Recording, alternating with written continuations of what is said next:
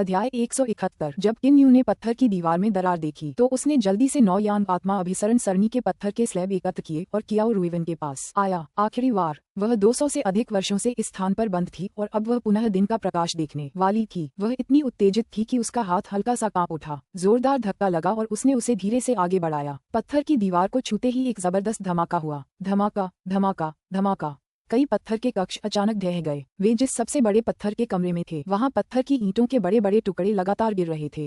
कियाओ रुइवन ने अपनी आंतरिक शक्ति का इस्तेमाल करके एक दीवार बनाई और किन यून और खुद को उसमें घेर लिया। फिर उसने दीवार पर एक बार फिर प्रहार किया जिससे उसमें एक बड़ा सा छेद हो गया जो सीधा जमीन तक गया। हमने कर दिखाया। कियाओ रुइवन अपनी खुशी दबा नहीं पाए। वह जोर से हंसी और किन यून को घसीटते हुए बाहर निकल गई।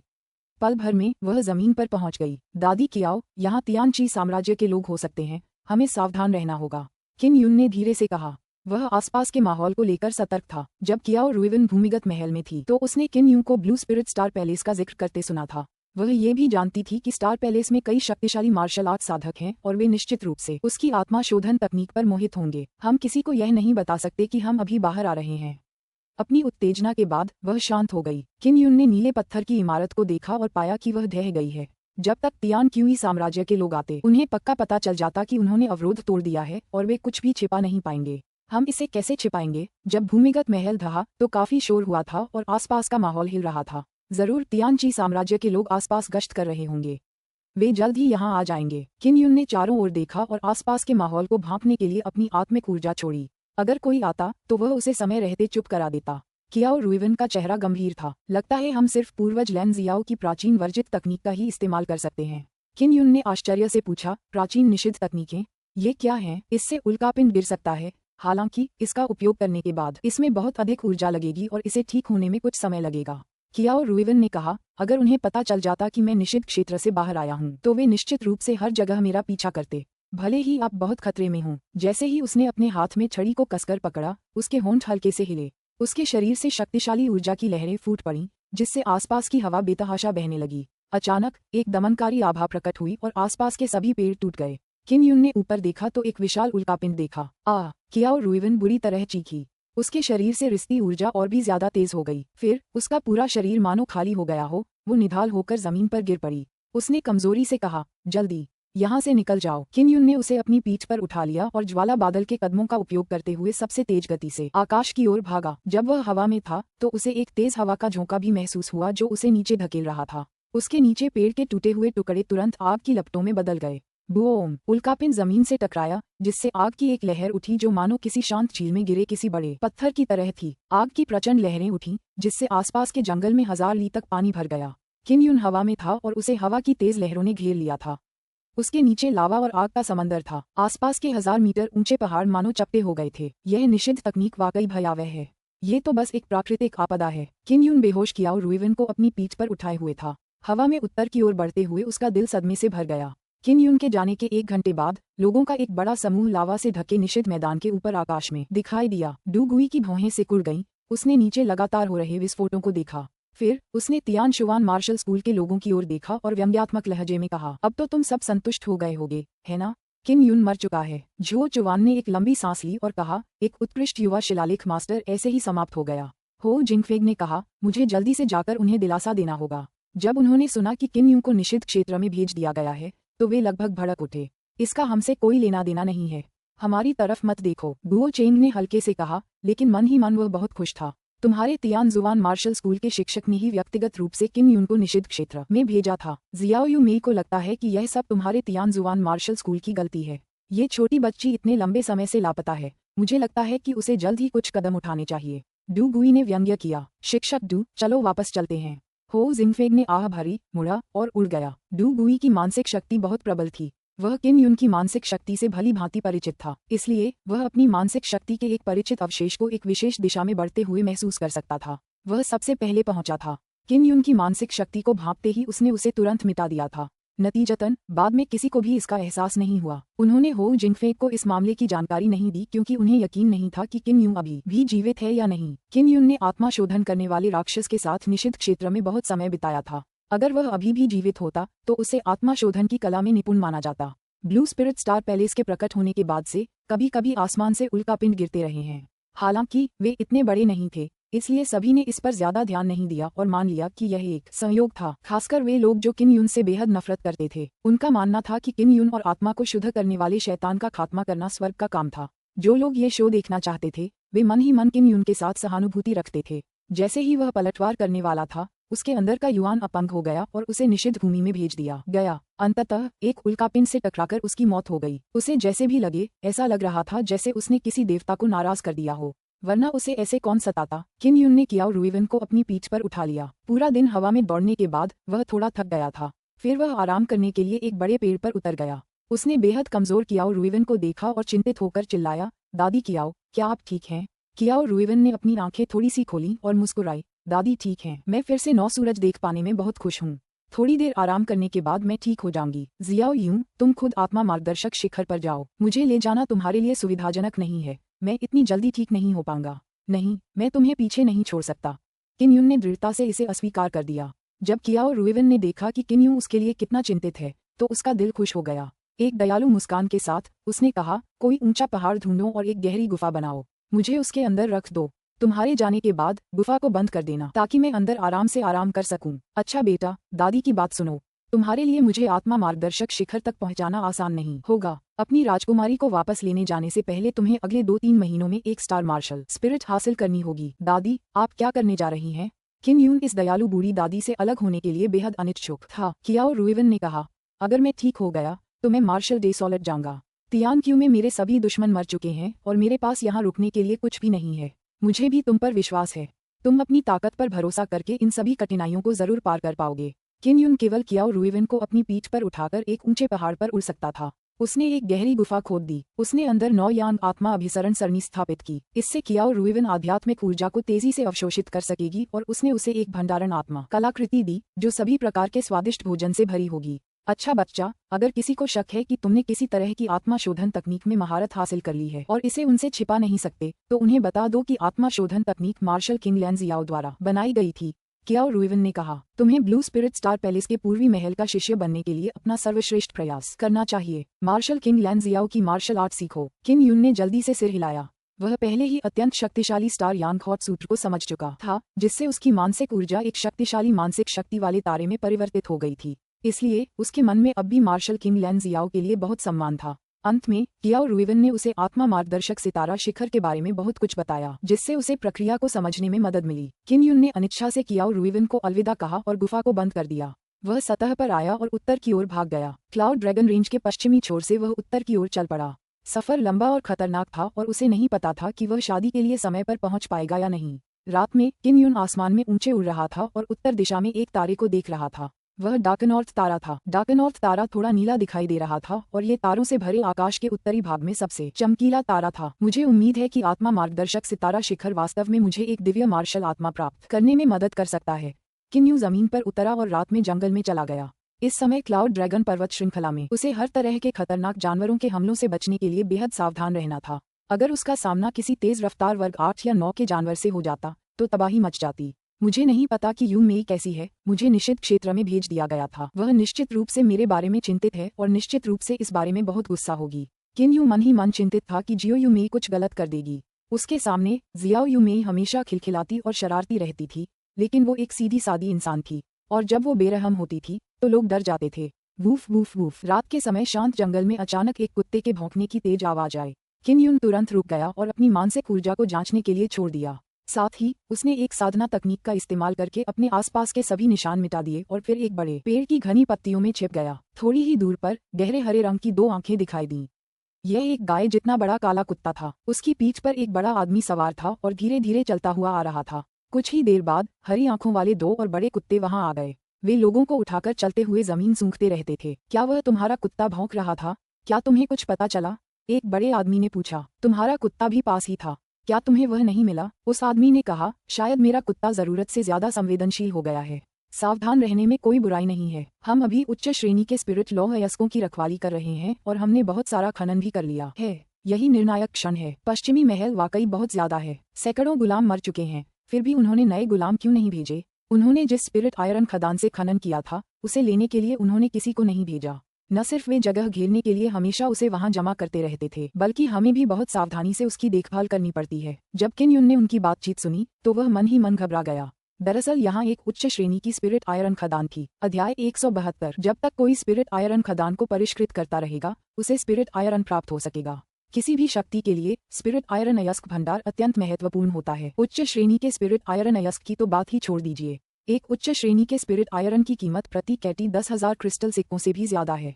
मुझे आश्चर्य है कि उनके द्वारा निकाले गए स्पिरिट लौह अयस्क से कितना उच्च श्रेणी का स्पिरिट आयरन परिष्कृत किया जा सकता है। किम यून ने सोचा। अभी अभी हुई बातचीत से उसे पता चला कि स्पिरिट आयरन खदान पर ब्लू स्पिरिट वेस्ट पैलेस का नियंत्रण था और उसे निकालने के लिए उन्हें बड़ी संख्या में गुलामों की जरूरत थी। वे गुलामों के साथ बेहद क्रूरता से पेश आते हैं, चाहे वे जिंदा रहें या मर जाएं। कितनी घिनौनी बातें हैं। जब से मैं उनसे मिला हूँ, मैं उन्हें आसानी से बचा लूंगा। गश्त लगाने वाले कुछ लोगों का साधना केंद्र 5वें स्तर के मार्शल बॉडी क्षेत्र में था।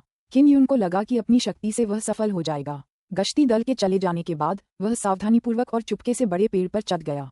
कुछ ही पल बाद उसे तरह तरह की आवाजें सुनाई दी। कोड़ों की मार, गुलामों की फुफकार, सुपरवाइजरों की गालियां और बच्चों के रोने की आवाज। पश्चिमी नीले आत्मा महल के ये जानवर असल में गुलामों के बच्चों को यहाँ लाए हैं। क्या ये गुलामों से कड़ी मेहनत करवाने के लिए हैं? किम यून बेहद क्रोधित हुआ और अपनी गति तेज करने से खुद को रोक नहीं सका। थोड़ी देर बाद वह 100 मीटर ऊंचे पेड़ के ऊपर खड़ा हो गया और अपने सामने सैकड़ों मीटर चौड़े विशाल गड्ढे को देखने लगा। गड्ढा 10 मीटर से भी ज्यादा गहरा था और उसके नीचे मजबूत पत्थर थे। दीवारों पर अंगीठी लगी थी, जिससे गड्ढा लाल दिख रहा था। गड्ढे के तल पर कई हटे कट्टे लोग हाथ पैरों में बेड़ियां डाले पड़े थे, जवान और अधेड़ दोनों ही। उनके शरीर जख्मों से भरे थे और सभी बैंगनी और काले रंग के थे। सबसे चौंकाने वाली बात ये थी कि वहाँ कई बड़े बड़े आदमी चाबुक पकड़े हुए थे और पास में ही 10 साल या उससे अधिक उम्र के बच्चे बंधे हुए थे। ब्लू स्पिरिट वेस्ट पैलेस का वो कचरा। ये देखकर किम यून की आंखें लाल हो गईं। दासों को उन कठोर चट्टानों को खोदने के लिए कड़ी मेहनत करनी पड़ती थी, अन्यथा बच्चों की भी पिटाई की जाती थी। किम यून ने पूरी खदान का ध्यानपूर्वक निरीक्षण किया और पाया कि वहाँ 3 निगरानी मीनारें थीं। विशाल गड्ढे के ऊपर 10 से ज्यादा पर्यवेक्षक थे और वे सभी 5वें स्तर के मार्शल बॉडी क्षेत्र में थे। उनमें से सिर्फ 3 ही 6ठे स्तर के मार्शल बॉडी क्षेत्र में हैं। वे सभी बूढ़े हैं। उनके पास 3 बहुत ही आरामदायक कमरे हैं। ठीक है, चलो उनसे शुरुआत करते हैं। अपने हमले की योजना बनाने के बाद उसने काले कपड़े पहन लिए और जानवरों की खाल का उपयोग करके जल्दी से ताबीज तैयार कर लिए। चूंकि बॉडी सिक्योरिंग मार्क्स का इस्तेमाल बॉडी सिक्योरिंग टेलिस्मन बनाने के लिए किया जा सकता है, इसलिए इन्हें बनाना भी अपेक्षाकृत आसान है। ये सुपरवाइजर से निपटने के लिए काफी हैं। टावर पर मौजूद कुछ लोगों से निपटने के लिए मुझे सम्मोहन रूम बनाने के लिए स्लीपिंग मार्क्स का इस्तेमाल करना होगा।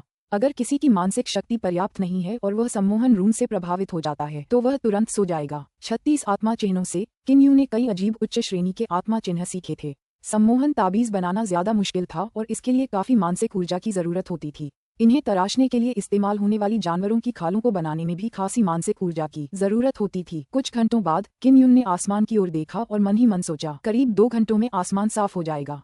मुझे दिन निकलने से पहले ये काम पूरा करना है। उन्होंने ताबीज बनाए और तुरंत कार्रवाई शुरू कर दी। वह सबसे पहले चुपचाप एक छोटे से घर के पास पहुंचा और अपनी मानसिक ऊर्जा का उपयोग करके सावधानीपूर्वक खिड़की खोली। खिड़की खोलते ही उसे 6ठे स्तर का मार्शल बॉडी वाला साधक दिखाई दिया। उसने तुरंत आत्मा एकाग्रता हत्या तकनीक का इस्तेमाल करके उस बूढ़े को अचेत कर दिया। फिर वह तेजी से घर में घुस गया और उस बूढ़े को मार डाला।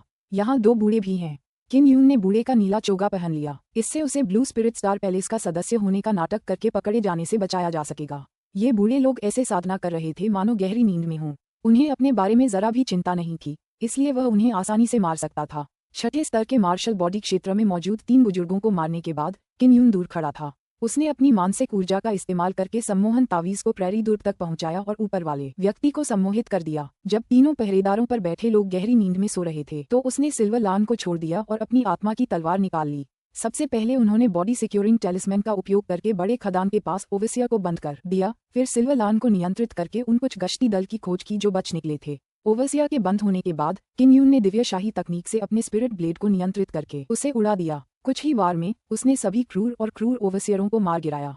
हत्या के बाद किम यून ने राहत की सांस ली। वह हत्या से बहुत संतुष्ट था। दूर से कुत्तों के भौंकने की आवाज सुनाई दे रही थी। बड़े कुत्तों पर सवार गश्ती कर रहे सैनिकों में इतनी भी ताकत नहीं थी कि वे चांदी के शेरों से लड़ सकें। जब नीचे के दासों ने ओवसिया को मारा हुआ देखा तो वे डरे बिना नहीं रह सके। किम यून ने नकाब पहना हुआ था और चाबियों का एक गुच्छा नीचे फेंका। उसने कहा, खुद ताला खोलो और जितनी जल्दी हो सके यहाँ से निकल जाओ। उसने पाया कि इनमें से कई गुलाम 3रे या 4थे स्तर के मार्शल बॉडी क्षेत्र में थे। यहाँ तक कि कुछ 5वें स्तर के मार्शल बॉडी क्षेत्र के बूढ़े भी थे। तुम सब कैसे पकड़े गए? किम यून ने पूछा। ब्लू स्पिरिट वेस्ट पैलेस ने कहा था कि वे मार्शल आर्टिस्टों की भर्ती करेंगे। उन्होंने कहा था कि हम अपने बच्चों को वेस्ट पैलेस में ला सकते हैं। किसने सोचा था कि वे हमें यहाँ आने के लिए धोखा देंगे? एक बूढ़े ने गुस्से से कहा, हीरो, तुम ब्लू स्पिरिट वेस्ट पैलेस के खिलाफ जा रहे हो। तुम्हें सावधान रहना होगा, वे बहुत खतरनाक हैं। कई लोगों ने किम यून को धन्यवाद देते समय ब्लू स्पिरिट वेस्ट पैलेस से सावधान रहने की याद दिलाई। किम यून ने उच्च श्रेणी के स्पिरिट लॉ अयस्कों का ढेर भी देखा था। उसे परिष्कृत करने के बाद उसे उच्च श्रेणी का स्पिरिट लॉ अयस्क तो मिल सकता था, लेकिन उसे ठीक ठीक पता नहीं था कि वह कितना होगा। दासों को छुड़ाए जाने के बाद उन्होंने उसे ये भी बताया कि यहाँ से उच्च श्रेणी के स्पिरिट लॉ अयस्क लगभग पूरी तरह निकाल लिए गए हैं। यह एक बहुत ही छोटे पैमाने की खदान थी। सब लोग रास्ते में सावधान रहना। बेहतर होगा कि तुम ये बात दिव्य शिलालेख महल को बता दो। किम यून ने कहा, यहाँ केवल दिव्य शिलालेख महल ही ब्लू स्पिरिट वेस्ट पैलेस से प्रतिस्पर्धा कर सकता था। अंततः समूह ने अपने बच्चों के साथ जल्दी से जाने से पहले एक बार फिर किम यून को धन्यवाद दिया। किम यून ने खदान के गड्ढे का ध्यानपूर्वक निरीक्षण किया और पाया कि वहाँ वास्तव में बहुत कम स्पिरिट आयरन अयस्क बचे थे। अगर वह और खनन करना भी चाहता तो भी वह ज्यादा खनन नहीं कर पाता। फिर भी उसने स्पिरिट आयरन खदान का अधिकांश भाग प्राप्त कर लिया था। भोर में किम यून ने पश्चिमी महल से लोगों की लाशों को एक खदान के गड्ढे में फेंक दिया और कुछ अग्नि ताबीजों से उन्हें जला दिया, इससे पहले कि वह आत्मा मार्गदर्शक सितारा शिखर की ओर अपनी यात्रा जारी रखे। विशाल उल्कापिंड द्वारा तियानक्यू निषिद्ध क्षेत्र के नष्ट होने की खबर पहले ही पूरे देश में फैल चुकी थी। अभी सब इस मामले पर चर्चा कर ही रहे थे कि एक और चौंकाने वाला मामला सामने आया। तियानशुआन मार्शल स्कूल में 7वें स्तर के मार्शल बॉडी क्षेत्र में 7 छात्र थे। जब वे अनुभव प्राप्त करने के लिए बाहर गए तो वे सभी अपंग हो गए। ऐसा करने वाला व्यक्ति जियो यूमेई था। उस समय तियानजुआन मार्शल स्कूल के एक शिक्षक ने किम यून को निषिद्ध क्षेत्र में भेजा था। जियाओ यूमेई के किम यून के साथ बहुत अच्छे रिश्ते थे। उसके गायब होने के बाद उसने किम यून का बदला लेना शुरू कर दिया। ये भी एक ऐसी बात थी जिसका सभी को अनुमान था। जियो यूमेई द्वारा अपंग किए गए छात्र भी उस शिक्षक के छात्र थे। जब शाओ यूमेई 6ठे स्तर के मार्शल बॉडी में थी तब उसकी शक्ति पहले से ही बहुत प्रबल थी। वह कई 7वें स्तर के मार्शल बॉडी साधकों के बराबर थी। अब जब वह 7वें स्तर के मार्शल बॉडी में प्रवेश कर चुकी थी तो उसकी शक्ति और भी भयावह हो गई थी। इसके तुरंत बाद शिष्यों के अपंग होने की खबर फिर से आई और यह फिर से जियो यूमेई थी। जब से तियानक्यू निषिद्ध क्षेत्र उल्कापिंड से नष्ट हुआ था तब से जियाओ यूमेई अपना बदला लेने के लिए बेचैन थी। वह न केवल तियानजुआन मार्शल स्कूल के शिक्षक से बदला ले रही थी बल्कि अपने भाई जियाओ यांगलोंग से भी बदला ले रही थी। तियान शियाओ साम्राज्य में जिन पुराने अधिकारियों के शियाओ यांगलोंग के साथ अच्छे संबंध थे उन सभी के शक्तिशाली योद्धाओं की हवेली में हत्या कर दी गई, जिससे तियान शियाओ साम्राज्य के कुलीन लोग तनाव में आ गए। वे असहाय थे क्योंकि जिस व्यक्ति ने उनके साथ ऐसा किया वह तियान जियाओ साम्राज्य की राजकुमारी थी। जियो यूमेई का स्टोरेज ब्रेसलेट जियो यांगलोंग द्वारा चुरा लिया गया था, इसलिए ये भी उसके बदला लेने का कारण था। ब्लू स्पिरिट स्टार पैलेस के पूर्व में पूर्वी पैलेस के सामने जियो यांगलोंग फिर से जियो यूएलन को खोजने आया और इस बार वह जियो जुवानकिन को भी साथ लाया। यूलैन, ये तुम्हारा गुप्त आदेश है। जब जियो यांगलोंग ने देखा कि जियो यूलैन बाहर आ गई है तो उसने जल्दी से एक पत्र सौंप दिया। जब जियाओ युलान को ये पत्र मिला तो उसके सफेद हाथों से अचानक गर्म भाप निकलने लगी और आग का एक गोला निकला जिसने पत्र को जलाकर राख कर दिया। यूलैन, तुम। जियो जुवानकिन ने भौहें चढ़ाईं और चिंतित होकर कहा, तुम्हारे पिता चाहते हैं कि तुम यूमेई को खोजने में सहयोग करो। यह एक अत्यंत जरूरी मामला है और यह हमारे तियान जियो साम्राज्य के भविष्य से संबंधित है। मैं दूसरे देश में सगाई और शादी करने वाली हूँ। तियान जियाओ साम्राज्य के भविष्य का मुझसे क्या लेना देना? जियाओ युलान ने ठंडे स्वर में कहा। उसे शुरू में उम्मीद थी कि किन्यू शादी में आकर हंगामा मचाएगा और फिर अफरा तफरी का फायदा उठाकर भाग जाएगा, लेकिन अब जबकि किन्यू मर चुका था वह निराश थी। कोई भी बता सकता था कि जियाओ युएलन अपनी शादी से बेहद असंतुष्ट थी। अगर मार्शल दाओ राज्य की 2 बूढ़ी औरतें उस पर जासूसी न कर रही होती तो वह पहले ही भाग चुकी होती। जियो यांगलोंग ने अपनी मुठियां भींच लीं और गुस्से से कहा, यूमेई ने पहले ही मेरे 10 से अधिक अनुयायियों को अपंग बना दिया है। क्या आप उसे बुराई जारी रखने की अनुमति देंगे? जियाओ युलैन ने व्यंग्य किया। किस आधार पर तुम लोग बुराई कर सकते हो, लेकिन वह नहीं। अगर मैं उसे वापस लाऊंगी तो उसका भी वही हश्र होगा जो मेरा होगा। वह तुम्हारे फायदे के लिए खुद को कुर्बान कर देगी और एक वस्तु की तरह बिक जाएगी। मैं नहीं चाहती कि वह मेरी तरह बने। वह मेरे सबसे करीब है और वह आज़ाद और बेरोक-टोक है। एक बड़ी बहन होने के नाते मैं बहुत खुश हूँ। जियो जुवानकिन ने अपने दांतों को थोड़ा सा भींचा और कहा, मैं वादा करती हूँ जब तक यूमेई रुकने को तैयार है उसकी शादी नहीं होगी। उसे बहुत ग्लानि हो रही थी क्योंकि अगर उसने उस समय जियाओ यूमेई को नहीं रोका होता तो किन यून को निषिद्ध क्षेत्र में नहीं भेजा जाता। बाद में इतनी सारी घटनाएं न होती। चाची, वापस जाओ। जब तक किन यून होश में नहीं आ जाता यूमेई उसका हाथ नहीं रोकेगी। जियो यूरान ने कहा। जैसे ही जियाओ यांगलोंग कुछ कहने ही वाला था, एक युवक अचानक दौड़कर आया और घबराहट में बोला, वरिष्ठ जियाओ, ये बुरा है। हमारी शीर्ष गुणवत्ता वाली स्पिरिट खदानों में से एक नष्ट हो गई है। खदान की रखवाली करने वाले सभी शिष्य मारे गए हैं और साइट को आग लगा दी गई है। जियाओ यांगलोंग पश्चिमी महल का प्रमुख शिष्य था और कई चीजों का प्रभारी भी था। ये सुनकर उसे तुरंत जियाओ यूमेई का ख्याल आया। जियो जुवानकिन ने भौहें चढ़ाईं। क्या यूमेई ने वास्तव में ऐसा किया था? जियाओ युलान का चेहरा भावहीन था। वह मुड़ी और पूर्वी महल के द्वार से बाहर निकल गई। जियाओ यांगलोंग ने दांत पीसते हुए कहा, इस शापित लड़की के अलावा और कौन है? मुझे उसे पकड़ना ही होगा। जियो जुवांगकिन भी असहाय था और केवल जियो यूमेई की खोज जारी रख सकता था। ब्लू स्पिरिट स्टार पैलेस दोपहर के सूरज जैसा था, लेकिन अब किसी ने सचमुच एक खदान की देखभाल कर ली थी। ऐसा कहा गया था कि जियो यूमेई ने जियो यांगलोंग से बदला ले लिया था और ब्लू स्पिरिट वेस्टर्न पैलेस के खिलाफ कार्रवाई शुरू कर दी थी। जैसे ही ब्लू स्पिरिट वेस्टर्न पैलेस में अराजकता फैलने वाली थी, दिव्य शिलालेख पैलेस से झुओ चुआन ब्लू स्पिरिट स्टार पैलेस के मुख्य द्वार के सामने पहुंचे। ब्लू स्पिरिट वेस्ट पैलेस की खदानें नष्ट होने के बाद ऐसी अफवाहें भी फैलीं कि कैसे उन्होंने स्पिरिट आयरन की खदानें खोदने के लिए अपने दासों के साथ दुर्व्यवहार किया। इतना ही नहीं, इसमें कई बच्चे भी शामिल थे, जिसने दिव्य शिलालेख महल का ध्यान आकर्षित किया। कई आम मार्शल कलाकार भी इस बात से बेहद नाराज थे। अध्याय 173। इस समय पूरे वेस्ट ब्लू स्पिरिट पैलेस की प्रतिष्ठा धूमिल हो चुकी थी। खनन के प्रभारी जियो यांगलोंग को इस मामले से निपटने के लिए बाहर कर दिया गया था, जिससे वह जियो यूमेई से और भी अधिक नफरत करने लगा था। किन यून ही वह व्यक्ति था जिसने ये सब किया। वह अभी भी क्लाउड ड्रैगन पर्वत श्रृंखला में था और स्टार सोल गाइडिंग पीक की खोज के लिए उस क्षेत्र के उत्तरी भाग की ओर जा रहा था। अगले कुछ दिनों तक किन यून लगातार उत्तरी पहाड़ों में खोजबीन करता रहा। आखिरकार वह एक दलदली जगह पर पहुंचा। वहां जमीन से उठी दर्जनों खड़ी चोटियां थीं, जिनमें से प्रत्येक की ऊंचाई हजारों से लेकर दसियों हजार मीटर तक थी। वहां जाते हुए उसका सामना कुछ रैंक 8 राक्षसी जानवरों से हुआ, लेकिन वह उनसे बच निकला। बाद में उसका सामना भूत प्रेतों के एक समूह से हुआ, जिन्हें उसने दुष्ट दमन तावीज से मार डाला। कियाओ रुइवन ने कहा था कि रात में यदि कोई दक्षिण में खड़ा होकर डार्कनॉर्थ के प्रकट होने की प्रतीक्षा करे तो वह स्टार सोल गाइडिंग पीक को पहचान सकेगा। शाम हो चुकी थी, इसलिए किन यून केवल दलदल में धैर्यपूर्वक प्रतीक्षा कर सकता था। 9 सूर्य धीरे धीरे क्षितिज में लुप्त हो गए और रात हो गई। तारे चुपचाप रात के आकाश में दिखाई देने लगे। किन यून दक्षिण में खड़ा होकर उत्तरी आकाश की ओर देखने लगा। उसने देखा कि एक पहाड़ की चोटी पर डार्कनॉर्थ स्टार दिखाई दे रहा था। यही वह पहाड़ है। वह मन ही मन खुश हुआ और जल्दी से फ्लेम क्लाउड स्टेप्स पर चढ़ गया। हवा में उड़ता हुआ वह स्टार सोल गाइडिंग पीक की ओर दौड़ा। स्टार सोल गाइडिंग पीक यहाँ सबसे ऊंचा नहीं था, सिर्फ 3 से 4 हजार मीटर ऊंचा। इसका आकार भी कुछ खास नहीं था और आमतौर पर कोई भी वहां दौड़कर नहीं जाता। किन यून जल्दी से पहाड़ की चोटी पर पहुंच गया। उसने चोटी पर कई स्तंभ देखे जो आधे मीटर ऊंचे थे। उन्होंने ऐसे 99 मोटे स्तंभ गिने जो घास फूस और धूल से ढके हुए थे। ये खंभे एक ही कतार में लगने चाहिए। यहाँ जरूर कोई बहुत बड़ी संरचना होगी, लेकिन इतने सालों से किसी ने इसकी सफाई नहीं की, इसलिए ये धूल और तरह तरह की घास फूस से ढक गए हैं। किन यून ने घास की लताओं को जोर से खींचा और पहाड़ की चोटी साफ करने लगा। घास तोड़ने के लिए उसे बहुत जोर लगाना पड़ा। इससे पता चलता था कि यहाँ की घास बेहद सख्त और टिकाऊ थी। कई घंटों की सफाई के बाद पहाड़ की चोटी पर 100 मीटर चौड़ा एक गोलाकार चौक दिखाई दिया। चौक पर छोटे और मोटे स्तंभ व्यवस्थित रूप से लगे हुए थे। किन यून ने जमीन पर ध्यान से देखा और महसूस किया कि कई रेखाएं बहुत जटिल थीं। मुझे नहीं पता कि यह किस तरह का शिलालेख है और मुझे केवल चमकीली रेखाएं ही दिखाई दे रही हैं।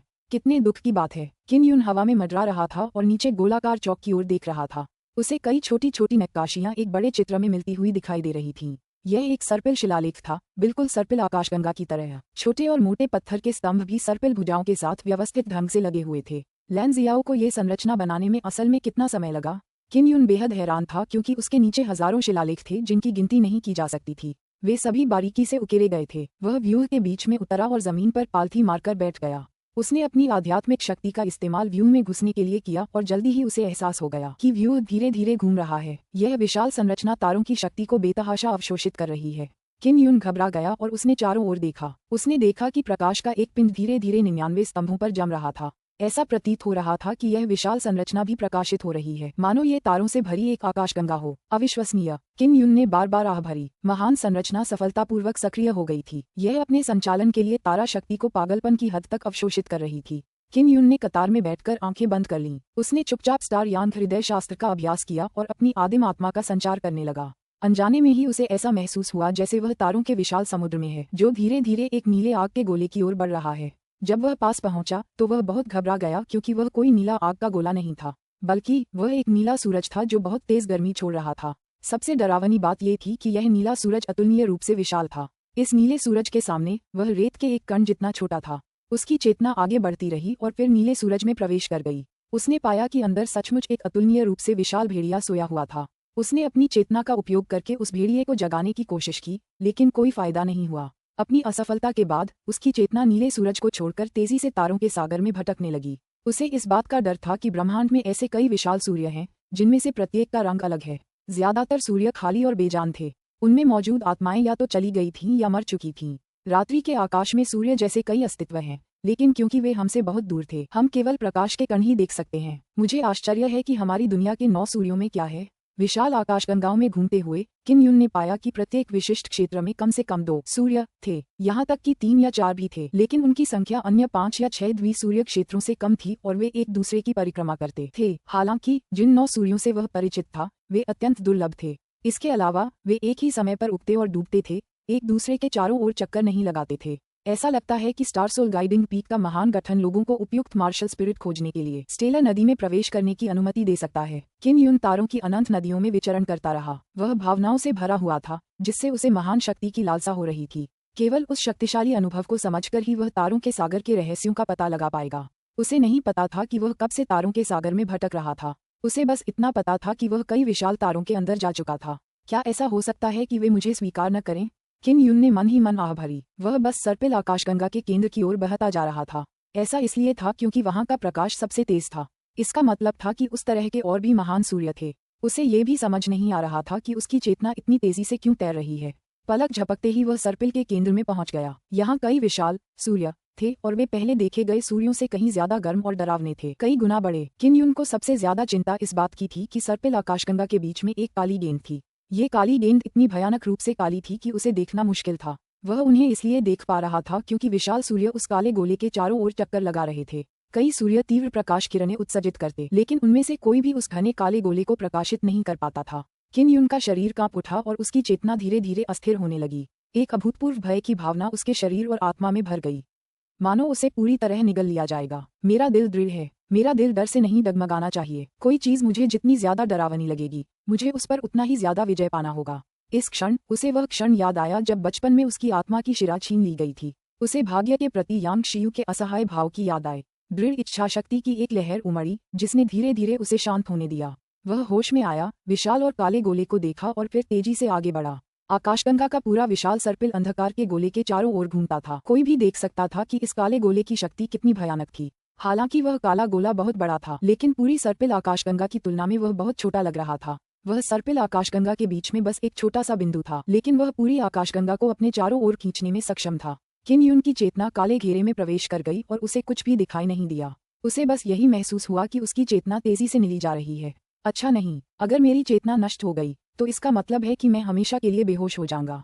उसके दिल में एक अजीब सा झटका लगा और उसने अपने मन को स्थिर करने के लिए जल्दी से स्टार यांग हॉट सूत्र का पाठ किया। इसके अलावा उन्होंने अपनी चेतना को मजबूत करने के लिए अपनी आत्मा और आदिम आत्मा के सम्मिलन को नियंत्रित किया। मैं बिल्कुल नहीं हार सकता, तुम चाहे जो भी हो, मैं तुम्हें जीत लूंगा। किन युन ने अपने दिल में चिल्लाया क्योंकि उसकी इच्छाशक्ति बेहद दृढ़ थी। धीरे धीरे उसकी चेतना जो गुरुत्वाकर्षण के प्रभाव में आ गई थी उससे अलग होती जा रही थी। बूम! जब किन युन को लगा कि उसकी चेतना काले क्षेत्र से बाहर निकल गई है तो अचानक उसे ऐसा महसूस हुआ जैसे उसका दिमाग फट रहा हो, क्योंकि एक अतुलनीय दर्द ने उसे जकड़ लिया था। सिरदर्द ज्यादा देर तक नहीं रहा। जब उसने आंखें खोली तो आसमान पहले से ही चमक रहा था और उसके आसपास के सभी खंभे टूट चुके थे। गोलाकार चौक पर भी कई दरारें पड़ गई थीं और आत्मा के निशान भी फट गए थे। क्या हुआ? जब किन युन ने उस सरनी को देखा तो वह घबरा गया।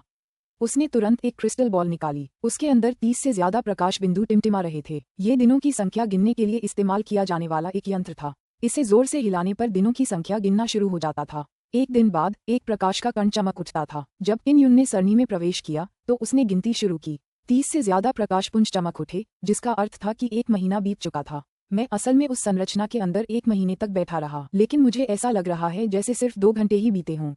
वह हैरान था। उसे याद आया कि उसकी चेतना आकाशगंगा में भटक रही थी। यह एक सपने जैसा था, विशेषकर जब वह उस भयावह अंधेरे क्षेत्र के बारे में सोचता तो वह सिहर उठता। ठीक है, क्या मुझे मेरी स्टार मार्शल स्पिरिट मिल गई? उसने तुरंत अपने शरीर के अंदर झांका। जब उसने अपने डेंटियन में एक छोटी सी काली गेंद देखी तो वह दंग रह गया। पहले वाला उसका कंपन आंतरिक युवान भी एक काला गोला था, लेकिन इसकी सतह पर एक चमकदार प्रतिबिंब था जो इस तरह काला नहीं था। यह क्या है? किन युन को समझ ही नहीं आया कि क्या हुआ। उसने तुरंत अपनी बाईं बांह की ओर देखा और पाया कि सोई हुई अग्नि मार्शल आत्मा अभी भी उसमें थी। क्या यह मेरी तीसरी मार्शल आत्मा हो सकती है? वह नहीं जानता था कि यह अच्छी बात है या बुरी। उसने अपनी आंखें बंद कर लीं और नए आंतरिक युवान की शक्ति का उपयोग करने की कोशिश की। यह एक बहुत ही अजीब शक्ति है। इसे सक्रिय करने के लिए मुझे अपनी मानसिक शक्ति और आंतरिक शक्ति का एक साथ उपयोग करना होगा। अगर मैं अकेले अपनी आंतरिक शक्ति या अपनी आदिम आत्मिक शक्ति का उपयोग करूं तो मैं इस नई मार्शल आत्मा की शक्ति को सक्रिय नहीं कर पाऊंगा। अपनी आंतरिक शक्ति को मुक्त करने के बाद किन युन को जल्दी ही एहसास हुआ कि इस शक्ति की खासियत यह है कि यह चीजों को हल्का और भारी बना सकती है। उदाहरण के लिए 100 किलोग्राम वजन वाला पत्थर इस शक्ति के साथ 1000 किलोग्राम या 1 पाउंड भी भारी हो सकता है। जैसे जैसे व्यक्ति की साधना बढ़ती जाएगी, उसकी शक्ति की मात्रा में भी परिवर्तन बढ़ता जाएगा। इसके अलावा इस शक्ति का इस्तेमाल सिर्फ चीजों को हल्का और भारी बनाने के लिए ही नहीं होता था। इसके और भी गुण थे। अगर इसका इस्तेमाल शरीर की सतह पर किया जाता तो जब तक बल सीमा के भीतर होता, वह समुद्र में डूबते हुए पत्थर की तरह निगल लिया जाता। यदि बाहरी सतह को कंपन की आंतरिक ऊर्जा की एक और परत से ढक दिया जाए तो यह मेरे लिए खुद को सुरक्षित रखने वाली बाधाओं की 2 परतों के बराबर होगा। अपने दिल में खुशी महसूस करने के बाद किम यून ने रहस्यमय मार्शल स्पिरिट की अद्वितीय शक्ति का विश्लेषण करना जारी रखा। अध्याय 174। अगर मैं इस मार्शल स्पिरिट को काम में लगा दूं तो क्या होगा? जैसे ही किम यून ने ये सोचा, वह तुरंत उसे करने के लिए चल पड़ा। वह ये भी देखना चाहता था कि क्या यह नई आंतरिक युवान ऊर्जा बाहर आ पाएगी। उन्होंने ब्लैक सन आर्ट का प्रसारण किया, जिससे काली मार्शल आत्मा सांस लेने लगी और तेज गति से घूमने लगी।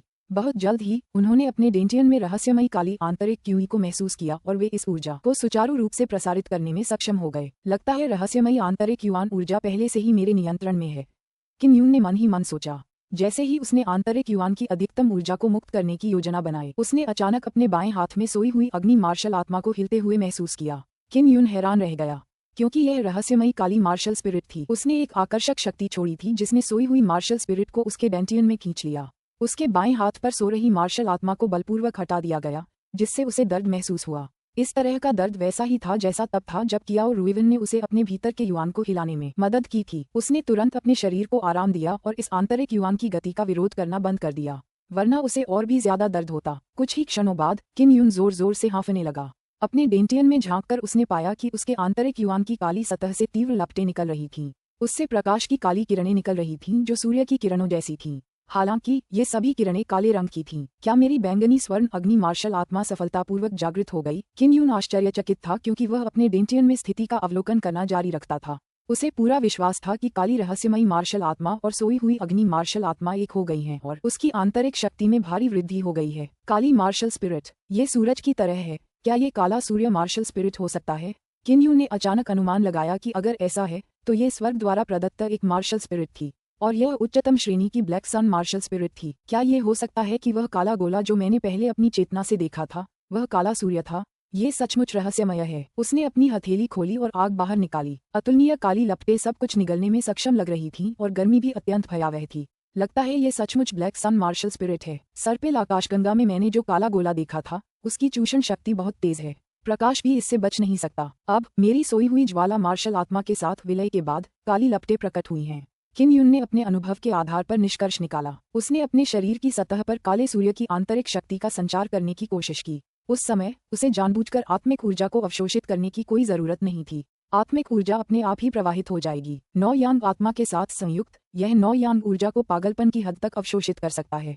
आध्यात्मिक ऊर्जा जिस गति से अवशोषित हो रही है, वह 9 यांग स्पिरिट कन्वर्जेंस एरे की गति का आधा है। हालांकि यह आधी ही है, फिर भी यह बहुत शक्तिशाली है, क्योंकि इस गति से मैं किसी भी समय 9 यांग ऊर्जा को अवशोषित कर सकता हूँ, जो कि संरचना स्थापित करने से कहीं अधिक सुविधाजनक है। ब्लैक सन मार्शल स्पिरिट ने उसे एक बड़ा आश्चर्य दिया था। मुझे इसके साथ शोधन करने की कोशिश करने दो। किम यून ने भट्ठी निकाली और उच्च श्रेणी के स्पिरिट लौह यस्क को भट्ठी में डाल दिया, जिसे उसने काली लपटों का उपयोग करके जलाने से पहले प्राप्त किया था। जलने की गति बहुत तेज थी, जिससे वह खुशी से पागल हो गया। यदि वह इसे परिष्कृत करने के लिए अपनी पिछली लपटों का उपयोग करता तो उन सभी शीर्ष श्रेणी के स्पिरिट लौह यस्कों को परिष्कृत करने में कम से कम कुछ दिन लगते, और अब केवल आधे दिन के समय में उन्होंने 30,000 जिन उच्च श्रेणी के स्पिरिट लौह यस्क को 300 जिन उच्च श्रेणी के स्पिरिट लौह में परिष्कृत कर दिया था। मैं एक नए विशालकाय राजा स्पिरिट हैमर को बनाने के लिए शीर्ष ग्रेड स्पिरिट आयरन का उपयोग करना चाहता हूँ। किम यून को लगा कि उसके पास पहले से ही एक मध्यम ग्रेड स्पिरिट आर्टिफैक्ट बनाने की स्थितियां मौजूद थीं। मानसिक शक्ति काफी मजबूत थी और ज्वालाएं भी काफी प्रबल थीं। बस एक चीज जो काफी नहीं थी,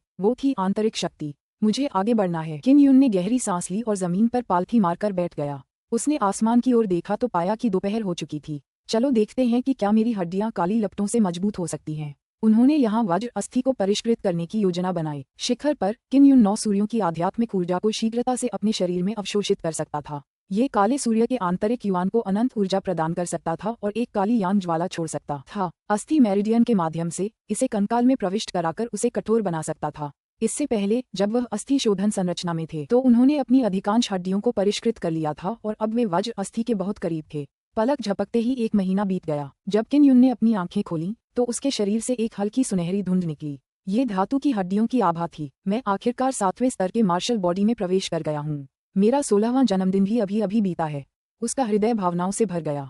लगभग 1 साल पहले उसे सेना में भर्ती होने का लगभग समय हो गया था। उस समय वह केवल दूसरे स्तर के मार्शल बॉडी क्षेत्र में था। वर्तमान में 1 वर्ष से भी कम समय में वह 7वें स्तर के मार्शल बॉडी क्षेत्र में पहुंच गया था। करीब 2 महीने बाद उनकी सगाई की रस्म शुरू होने वाली है। किन यून ने अपनी मुट्ठी भींच ली। उसे लगा कि उसमें जियाओ युलान और किन जेंगफे की सगाई की रस्म में शामिल होने के लिए पर्याप्त ताकत है। उन्होंने 300 पाउंड उच्च श्रेणी का स्पिरिट आयरन निकाला, फिर 300 किलोग्राम ड्रैगन बोन निकाली और उसे परिष्कृत करने के लिए भट्टी में रख दिया। सिर्फ उच्च श्रेणी का स्पिरिट आयरन काफी नहीं है। सबसे अच्छा तो उच्च श्रेणी का बोन स्टील है। अपनी महत्वाकांक्षा और अपनी ताकत पर भरोसे के कारण ही उसने 7वें स्तर के मार्शल बॉडी क्षेत्र में सफलतापूर्वक कदम रखा था। 7वें स्तर का मार्शल बॉडी, हालांकि यह स्वर्ण अस्थि की प्रारंभिक अवस्था ही थी। स्वर्ण अस्थि द्वारा वज्र आंतरिक शक्ति को अवशोषित करने के बाद शरीर की शक्ति पहले से दोगुनी हो गई। जब आंतरिक शक्ति या वज्र आंतरिक शक्ति मांसपेशियों और शिरोबिंदुओं के माध्यम से प्रसारित होती तो शक्ति और भी भयानक हो जाती। जहाँ तक किन यून की आंतरिक शक्ति का प्रश्न है, वह उसकी उच्च स्तरीय काली मार्शल आत्मा से परिष्कृत थी। यह एक सामान्य व्यक्ति की शक्ति से कहीं अधिक प्रबल थी। 9 सूर्यों की आध्यात्मिक ऊर्जा के अवशोषण के साथ ये और भी अधिक प्रबल थी। ड्रैगन की हड्डी और उच्च श्रेणी का स्पिरिट आयरन काले सूर्य की लपटों से शीघ्र ही लाल हो गया। किन यून ने भट्टी खोली और उसकी सामग्री को हथियाने के लिए ज्वलंत मुट्ठी का इस्तेमाल किया। स्पिरिट आयरन और जानवरों की हड्डियां बहुत गर्म हो रही थीं, जबकि किन यून ने उन्हें अपने नंगे हाथों से आसानी से भट्टी से बाहर निकाला। उसने उन्हें दोनों हाथों से गूंथकर फोजिंग प्लेटफॉर्म पर रख दिया। वह आदतन अपने बाएं हाथ से हथौड़ा पकड़ता था, लेकिन न जाने क्यों उसे अचानक लगा कि स्वर्गीय सिंह का हाथ कुछ खाली सा हो गया है। उसमें अब पहले जैसी ताकत नहीं रही। मुझे अपनी स्वर्गीय सिंह भुजा के लिए एक शक्तिशाली मार्शल स्पिरिट की जरूरत है।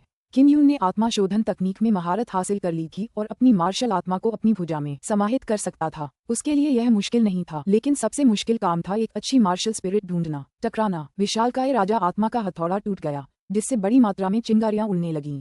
6 शैलियों वाले फोजिंग ड्रैगन के 10 सेटों से उसने 100 जिन स्पिरिट आयरन और 100 जिन फ्लड ड्रैगन की हड्डियों को उच्च स्तरीय बोन स्टील में गढ़ा। उसके बाद उसने स्पिरिट आयरन और जानवरों की हड्डियों को गढ़ना जारी रखा। पर्याप्त मात्रा में उच्च स्तरीय अस्थि इस्पात बनाने में उन्हें केवल 1 घंटा लगा। 300 जिन उच्च श्रेणी के स्पिरिट आयरन और 300 जिन फ्लड ड्रैगन हड्डियों के परिष्कृत करने के बाद वे अभी भी 300 जिन ही थे, लेकिन उनकी ताकत काफी बढ़ गई थी। इसके अलावा उन्होंने गढ़ने की प्रक्रिया में भारी स्पिरिट जेड भी मिलाया। अपनी वर्तमान लॉ के साथ मैं हैवी स्पिरिट जेड को और भी भारी बना सकता हूँ। किन यून ने काले रंग के उच्च श्रेणी के बोन स्टील को देखा और संतुष्टि से मुस्कुराया। अगले 10 दिनों में उसने उस उच्च स्तरीय हड्डी के स्टील के टुकड़े को विशालकाय किंग स्पिरिट हथौड़े के उत्कृष्ट डिजाइन में ढाल दिया। अब वह बस एक कदम दूर था। एक मध्यम श्रेणी के स्पिरिट हथियार के लिए 3 या 4 स्पिरिट चिन्हों की आवश्यकता होती है। किन यून ने अपना नक्काशीदार चाकू निकाला और गंभीर होकर लिखना शुरू किया।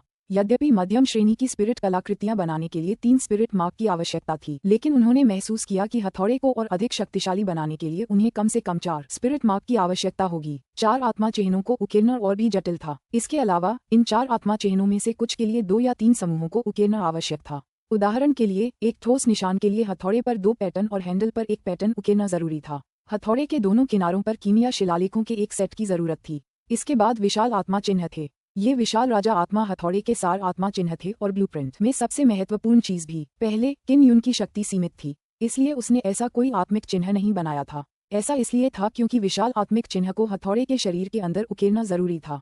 उसे अपनी रक्त आत्मा शक्ति को संघनित करने के लिए अत्यंत शक्तिशाली मानसिक ऊर्जा, वज्र आंतरिक ऊर्जा और रक्त ऊर्जा का उपयोग करना पड़ा और हथौड़े में गहराई तक जाकर उसे उकेरना पड़ा। अभी वह मानसिक ऊर्जा मुक्त करने के लिए अमर आत्मा जेड का उपयोग कर रहा था। यह मानसिक ऊर्जा से कहीं अधिक शक्तिशाली था, इसलिए उसके लिए एक विशाल आत्मा चिन्ह बनाना उतना मुश्किल नहीं था। उन्होंने जो आत्मा के चिन्ह उकेरे थे वे सभी उच्च श्रेणी के आत्मा के चिन्ह थे।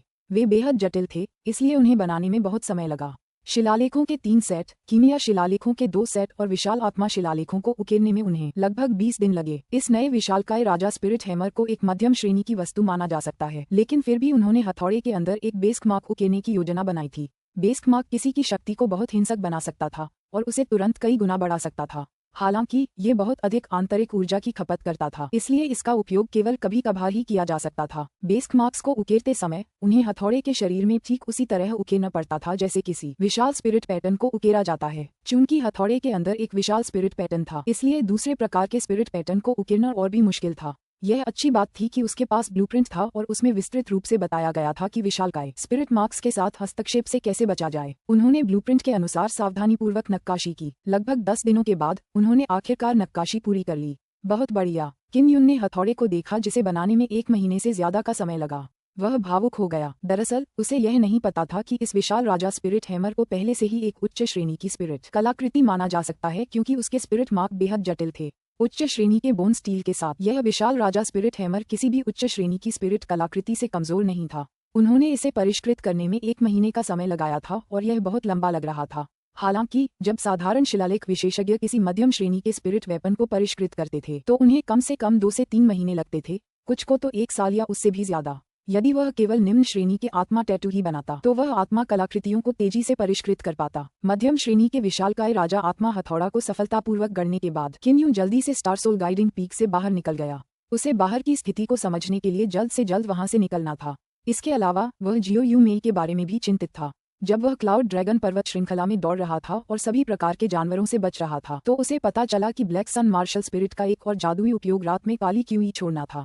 इससे वह अंधेरे में घुल मिल सकता था और उसकी आभा बाहर नहीं निकलती थी। ये बिल्कुल उस विशाल काले गोले जैसा था जो उसने सर्पिल आकाशगंगा में देखा था। अगर यह काला गोला आसपास से इतनी बड़ी मात्रा में ऊर्जा न सोख रहा होता तो उसे पता ही नहीं चलता कि वह कहाँ होता। 7वें स्तर के मार्शल बॉडी की आंतरिक शक्ति अधिक मजबूत थी और जब उसने फायर क्लाउड स्टेप्स का उपयोग किया तो उसकी गति भी तेज थी। वह रात के अंधेरे में घुल मिल जाने में सक्षम था, इसलिए जब रात होती तो वह हवा में तेजी से भागता, जिससे वापस आने में लगने वाला समय बहुत कम हो जाता। किम यून उस गुफा में गया जहाँ कियाओ रुइवन अपना उपचार कर रही थी।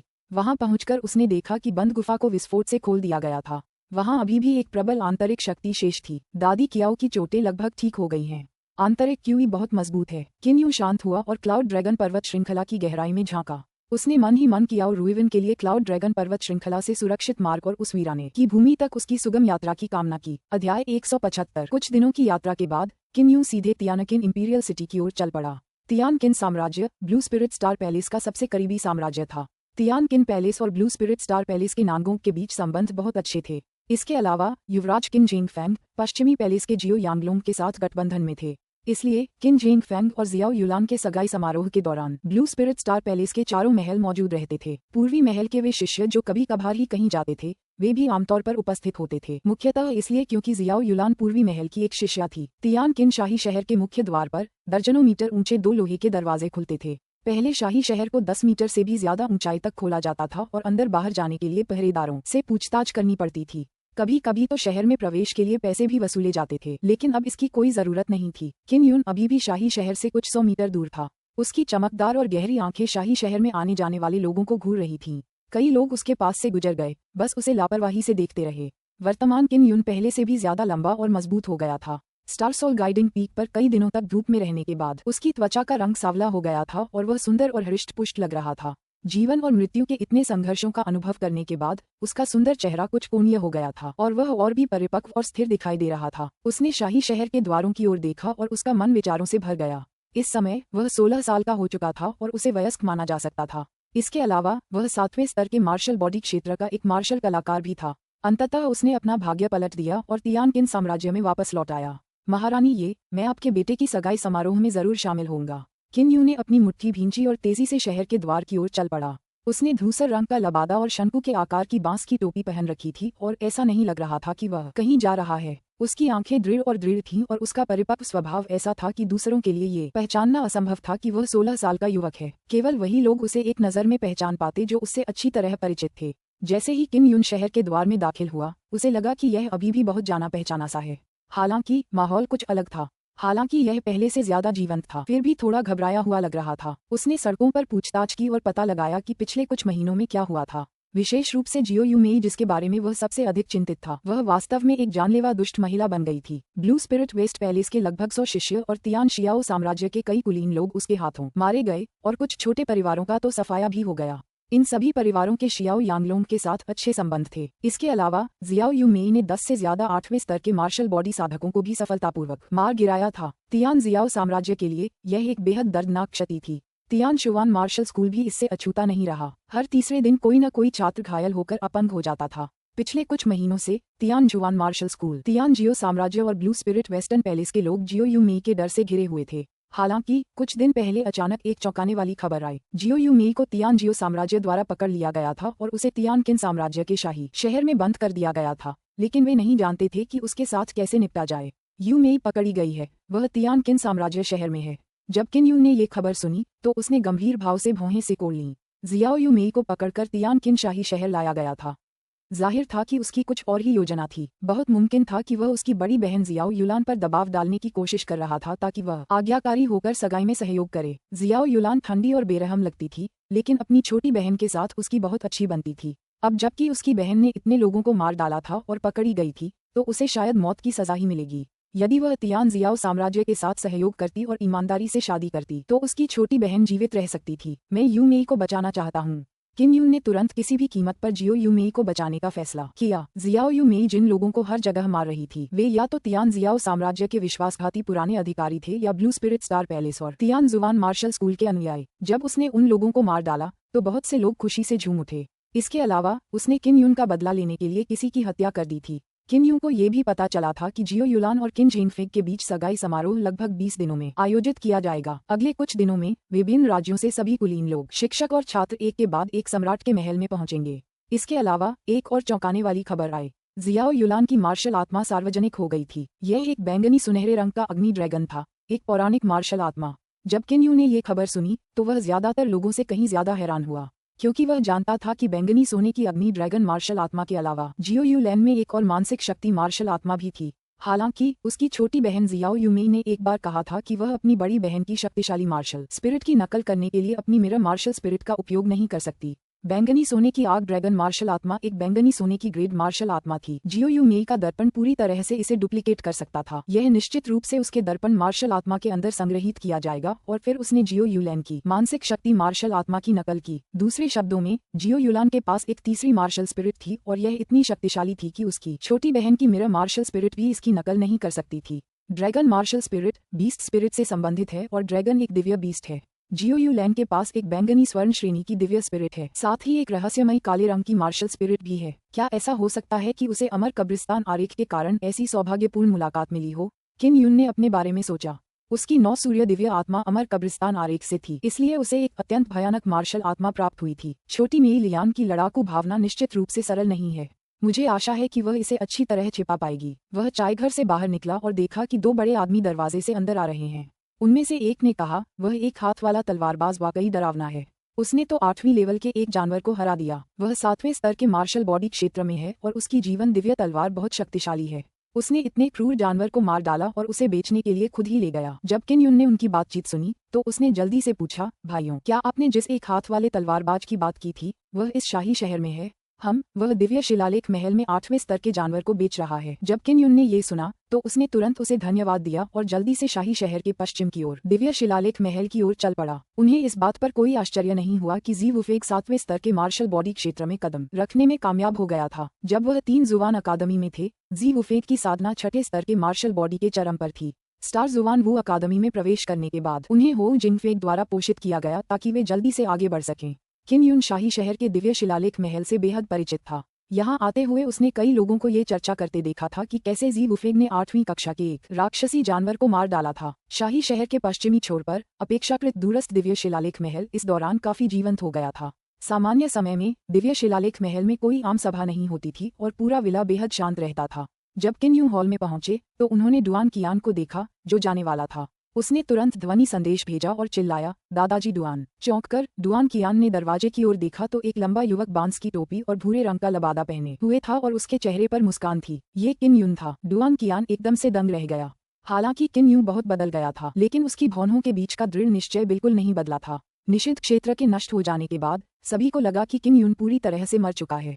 डुआन कियान भी यही सोच रहा था। वह कुछ समय से उदास था। डुआन कियान स्तब्ध रह गया। किन यून पहले ही उसके सामने आ चुका था। डुआन कियान ने किन यून का हाथ पकड़ लिया। गर्म रक्त का सार महसूस करके उसने पुष्टि की कि वह एक जीवित व्यक्ति था।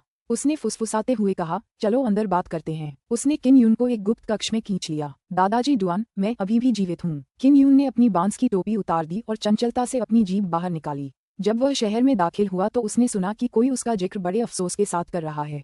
तुम बदमाश, तुम्हारा जीवन बहुत कठिन है। डुआन कियान ने किन यून की बाह पर चुटकी काटी और जोरदार हंसी के साथ कहा, तुम पहले से ज्यादा लंबे और मजबूत हो गए हो। उस समय उन्होंने ही किन यून को 3 गहन अकादमी में भेजा था। कौन जानता था कि उसके बाद इतनी सारी चीजें घटित होंगी। दादाजी डुआन, क्या बॉस जी आपको ढूंढने आए थे?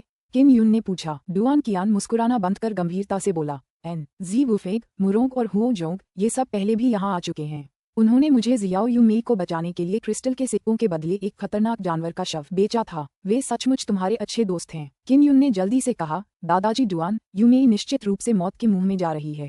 आपको उसे बाहर निकालने में मेरी मदद करनी होगी। मैं भविष्य में आपका यह एहसान जरूर चुकाऊंगा। डुआन कियान हंसा, चूंकि तुम मुझे दादाजी डुआन कहते हो तो क्या मैं तुम्हारी मदद नहीं कर सकता? मेरा कर्ज न चुका पाने की बात तो छोड़ ही दो। जब तक तुम जिंदा हो मैं बहुत खुश रहूंगा। मेरा जी वुफेग से अपॉइंटमेंट है। हम आज रात यहीं मिलेंगे। अगर कोई अप्रत्याशित घटना नहीं घटती तो अंधेरा होने पर जिन लोगों को मैंने जांच के लिए भेजा था वे वापस आ जाएंगे। उस समय हमें जियाओ यूमेई की कैद के बारे में पूरी जानकारी मिल जाएगी। किन यून ने शुरू में सोचा था कि उसे अकेले ही काम करना होगा। अब जब उसे पता था कि जी वुफेग और उसकी टीम उसकी मदद कर रही है तो वह काफी निश्चिंत था। उसे ज्यादा दबाव महसूस नहीं हो रहा था। डुआन कियान ने कहा, किन यून, मार्शल दाओ क्षेत्र में शियाओ युएलन की रक्षा करने वाले लोगों में निश्चित रूप से कुछ साधक होंगे। अपनी वर्तमान शक्ति के साथ आप निश्चित रूप से उनका मुकाबला नहीं कर पाएंगे और जब समय आएगा तो मैं अपनी पहचान के कारण कुछ भी नहीं कर पाऊंगा, लेकिन मैं आपको एक अच्छी योजना बनाने में मदद करने के लिए सुराग दूंगा। मुझे पता है। इस समय शाही शहर में हर तरह की शक्तियां इकट्ठा हो रही थीं। अगर ज्यादा हंगामा हुआ तो जरूर बड़ी संख्या में विशेषज्ञ इकट्ठा हो जाएंगे। हम बस चुपके से अंदर घुस सकते हैं। किन यून ने सिर हिलाया। वह जानता था कि यह मुश्किल होगा। डुआन कियान हंसा, शिलालेखों में तुम्हारे अंतर्निहित कौशल के साथ तावीज या अन्य शिलालेखों का उपयोग करना बहुत आसान हो जाएगा। इसके अलावा तुम संरचना को तोड़ भी सकते हो, इसलिए तुम्हें ज्यादा चिंता करने की जरूरत नहीं है। ठीक है, आप कैसे बच गए? किन यून स्वर्गीय घटना निषिद्ध क्षेत्र में प्रवेश कर गया था और बच गया था। अगर डुआन कियान ने जीवित किन यून को प्रत्यक्ष रूप से न देखा होता तो वह कभी इस पर विश्वास नहीं करता। ऐसा इसलिए था क्योंकि उस स्थिति में जीवित बच पाना असंभव था। किन यून फुसफुसाया, ये सब किस्मत की बात है। दादाजी डुआन, कृपया मेरे बचने की बात राज ही रखना। मैं इसे गुप्त रखूंगा। हालांकि तुम्हें हर तरफ से आने वाली मुश्किलों का सामना करने के लिए तैयार रहना होगा। वे तुम्हारे और आत्मा शोधक दानव के मामले के बारे में जरूर सोचेंगे। डुआन कियान को आत्मा शोधक दानव के इतिहास की भी कुछ जानकारी थी, इसलिए दिव्य शिलालेख महल में उससे जुड़े कुछ अभिलेख थे। किन यून ने सिर हिलाया और कहा, मैं इसका ध्यान रखूंगा। डुआन कियान ने किन यून से कहा कि पहले आराम करें और जब जी वुफेग और कंपनी आ जाए तो वे उसे सूचित करेंगे। दिव्य शिलालेख महल में रहना बहुत सुरक्षित था और उन्हें इस बात का डर नहीं था कि कोई खबर फैला देगा। किन यून अपने परिचित कमरे में ही रहा और बैठक कक्ष में एक कुर्सी पर बैठा रहा। वह उस समय को याद किए बिना नहीं रह सका जब यांग शियू ने उसे 6 शैली वाले गढ़ने वाले ड्रैगन की साधना में मार्गदर्शन दिया था। ये सोचते सोचते उसने अपनी आंखें बंद कर लीं और सोने लगा। जब किसी ने दरवाजा खटखटाया तो अंधेरा हो गया था। जब किन यून ने दरवाजा खोला तो उसने एक बुजुर्ग को देखा। बुजुर्ग उसके लिए गुप्त कक्ष में जाने का संदेश लेकर आए थे। अध्याय 176। किन यून के बाहर निकलने के बाद वह जल्दी से सामने वाले गुप्त कक्ष की ओर बढ़ा। ये गुप्त कक्ष भूमिगत था और एक विशाल हॉल था। जब वह गुप्त बैठक कक्ष में पहुंचा तो उसने डुआन कियान को नहीं देखा। बॉस जी और बाकी लोग जल्द ही आ रहे हैं, मैं उन्हें सरप्राइज दूंगा। किन यून जल्दी से एक काले लकड़ी के पर्दे के पीछे छिप गया। कुछ ही देर बाद गुप्त कमरे का दरवाजा खुला। कोई अंदर घुस आया था। किन यून, जो खुद को छिपा रहा था, ने स्क्रीन की एक दरार से देखा कि जो व्यक्ति अंदर आया था वह हल्के बैंगनी रंग की पोशाक में एक महिला थी। वह महिला दुबली पतली, सुंदर और आकर्षक थी। उसकी हर अदा मोहक आकर्षण से भरी थी। वह मेंग फी लिंग थी। मेंग फी लिंग एक कुर्सी पर बैठ गया और धैर्यपूर्वक प्रतीक्षा करने लगा। सिस्टर फी लिंग यहाँ क्या कर रही हैं?